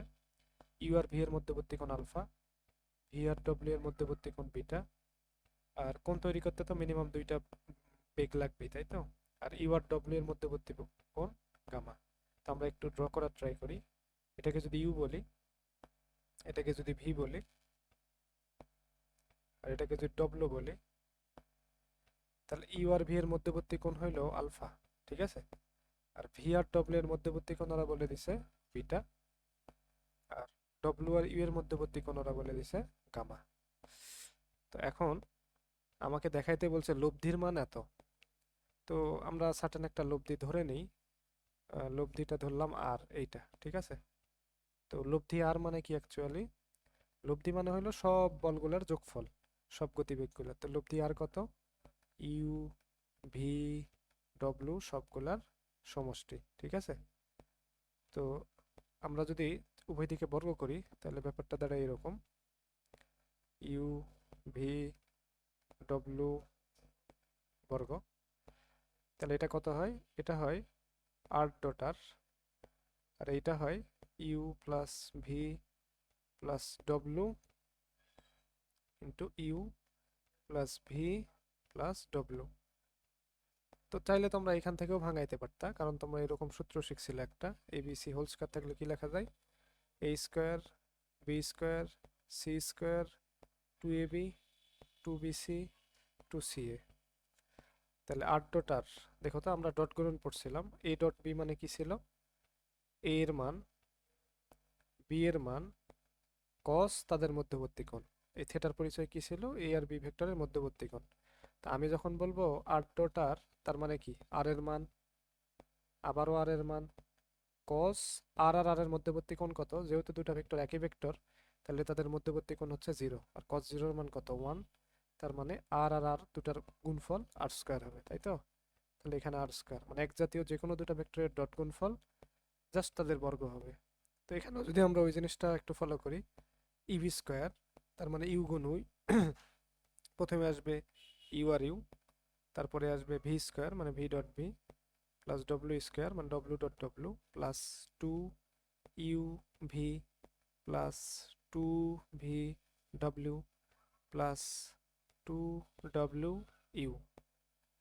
ইউ ডট ইউ মানে কি, যেহেতু একই জাতীয় ভেক্টরের ডট গুণফল তার মানে জাস্ট বর্গ, V square W square 2 U V, U আর ভি এর মধ্যবর্তী কোণ কত, ইউ আর ভি এর মধ্যবর্তী কোণ হচ্ছে আলফা, তার মানে আমরা বলতে পারি কজ আলফা, প্লাস 2 ভি আর ডব্লিউ এর মধ্যবর্তী কোণ কত বিটা, বলতে পারি 2 V W cos beta, plus 2 W U, W আর ইউ এর মধ্যবর্তী কোণ কত গামা, এটা হচ্ছে আর স্কয়ার বা লব্ধি স্কয়ারের মান।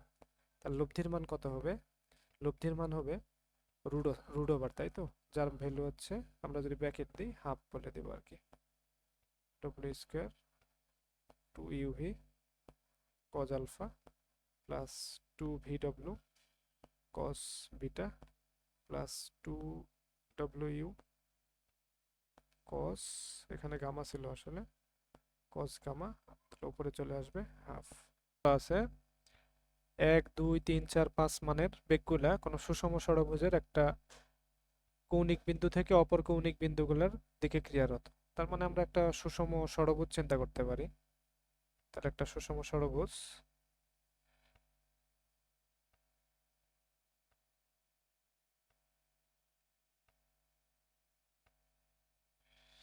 তাহলে এইটা একটা সুষম ষড়ভুজ। তো ষড়ভুজের যে কোনো একটা বিন্দু ধরে নিলাম এটা ও বিন্দু, ও বিন্দু থেকে কৌণিক বিন্দুগুলোর দূরত্ব, তো এখান থেকে কৌণিক বিন্দু এটা একটা, এইটা একটা, এইটা একটা, নামগুলো যদি দিই এ বি সি, এইটা একটা ডি, আর এইটা একটা ই। তো এগুলোর ভ্যালু বলা আছে, এটার মান বলছে ওরা 1, এটা 2, এটা 3, এটা 4, এইটা 5। যেহেতু এটা সুষম ষড়ভুজ তাই এই মধ্যবর্তী কোণগুলো হবে 120 করে। কি করে, আমরা যদি সুষম ষড়ভুজের এই বাহুটা চিন্তা করি, এটা তো 60 ডিগ্রি তাই না, বাইরে একটা সমকোণ তৈরি করবে, আর দুই কোণের সমষ্টি 180 হইতে হবে, তার মানে এটা 120। তো 120টাকে আবার কয় ভাগে ভাগ করা হয়েছে, 1 2 3 4, তাহলে 120কে যদি 4 ভাগে ভাগ করি তার মানে প্রত্যেক কোণ পড়তেছে 30 করে, তার মানে পার্টিকুলার প্রত্যেক কোণ কত করে এখানে, এগুলো হচ্ছে 30 ডিগ্রি করে, ঠিক আছে, এটা 30, এই কোণও কত 30, এই কোণও 30। তাহলে আমরা এখানে উপাংশ সূত্রগুলো যদি ইউজ করি, তা আমরা ধরে নেই লব্ধিটা হচ্ছে কোনো এক বরাবর এইটা, এটা হচ্ছে লব্ধি আর, যেটা এক্স অক্ষ বা ও এর সাথে থেটা কোণ তৈরি করছে। তো আমরা ডেফিনেশন কি জানতাম, যে এক্স অক্ষ বরাবর লব্ধির উপাংশ, তাহলে এটা কত আর কস থেটা, কার উপাংশ বের করছি, লব্ধির কি বরাবর, এক্স অক্ষ বরাবর, তার মানে আর আর লব্ধির, আর বা লব্ধির এক্স অক্ষ সাথে উৎপন্ন কোণ কত থেটা সেইটা, এটা হবে লব্ধির এক্স অক্ষ বরাবর উপাংশ হবে উপাংশগুলার এক্স অক্ষ বরাবর উপাংশের যোগফলের সমান। তাহলে উপাংশগুলা কি কি, এখানে একটা ওয়ে উপাংশ, তাহলে ওয়ে এর এক্স অক্ষ বরাবর উপাংশ কত, ওয়ে কস, ওয়ে এক্স অক্ষের সাথে কত কোণ তৈরি করছে 0, এরপরে ওবির এক্স অক্ষ বরাবর উপাংশ ওবি কস 30, এরপরে ওসি কস 30 30 60, এরপরে ওডি কস 60 আর 30 90, এরপরে ওই কস 120, সবগুলার যোগফল হবে মোট লব্ধির সমান। ঠিক আছে? আচ্ছা, এইবার ও এর মান কত? 1 cos 0 প্লাস ওবি এর মান 2 cos 30 প্লাস ওসি এর মান হচ্ছে 3 cos 60 প্লাস ওডি এর মান কত? ওডি এর মান হলো গিয়ে 4 cos 90 প্লাস 5 cos 120।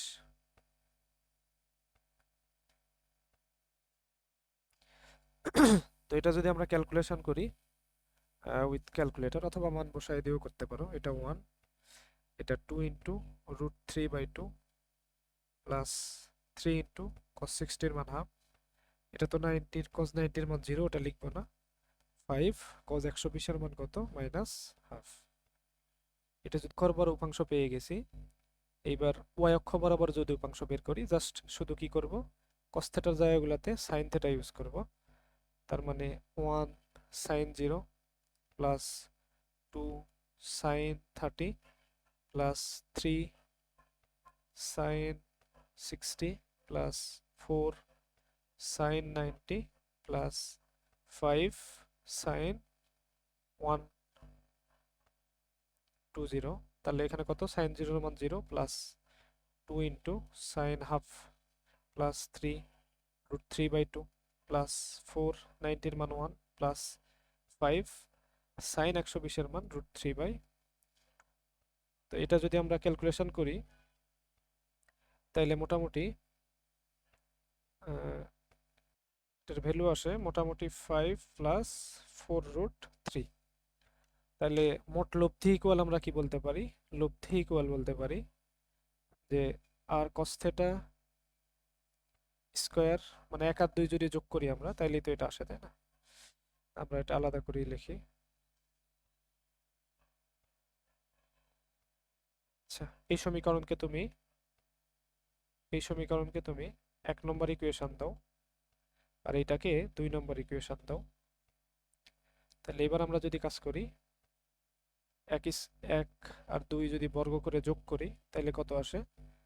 আর স্কয়ার cos স্কয়ার থিটা, বাম পক্ষগুলো এমন দাঁড়ায়, R square sin square theta, আর ডান পক্ষগুলো দাঁড়ায় √3 square plus 5 plus 4√3 whole square. তো এখানে আর স্কয়ার যদি আমি কমন নিই তাহলে কত থাকবে? cos square theta plus sin square theta equal এখানে থাকবে 3, আর এটা ক্যালকুলেশন করে যা আসবে আর কি √3 স্কয়ার। তার মানে আর স্কয়ার, যেহেতু cos square theta plus sin square theta, এটা সূত্র জানো তোমরা, এটার ভ্যালু আসে 1। তাহলে R square into 1 equal 3 plus 5 plus 4√3 whole square. তার মানে আর ইকুয়াল √3 প্লাস, এটাকে যদি ভাঙায় দিই a প্লাস b হোল স্কয়ারের মতো 25 প্লাস 4 5 20 20 2 40 √3 প্লাস 16 3 16 48। ঠিক আছে? এবার যদি আমরা ক্যালকুলেশন করি তাহলে কত আসে? 3 যোগ 25 যোগ 48, এটা আসে মোটামুটি 76 এর মতো। 76 প্লাস 40 √3 ঠিক আছে? এখান থেকে চাইলে তোমরা 4 কমন নিতে পারো। 4 কমন নিলে আসবে এখানে 19 প্লাস 10√3।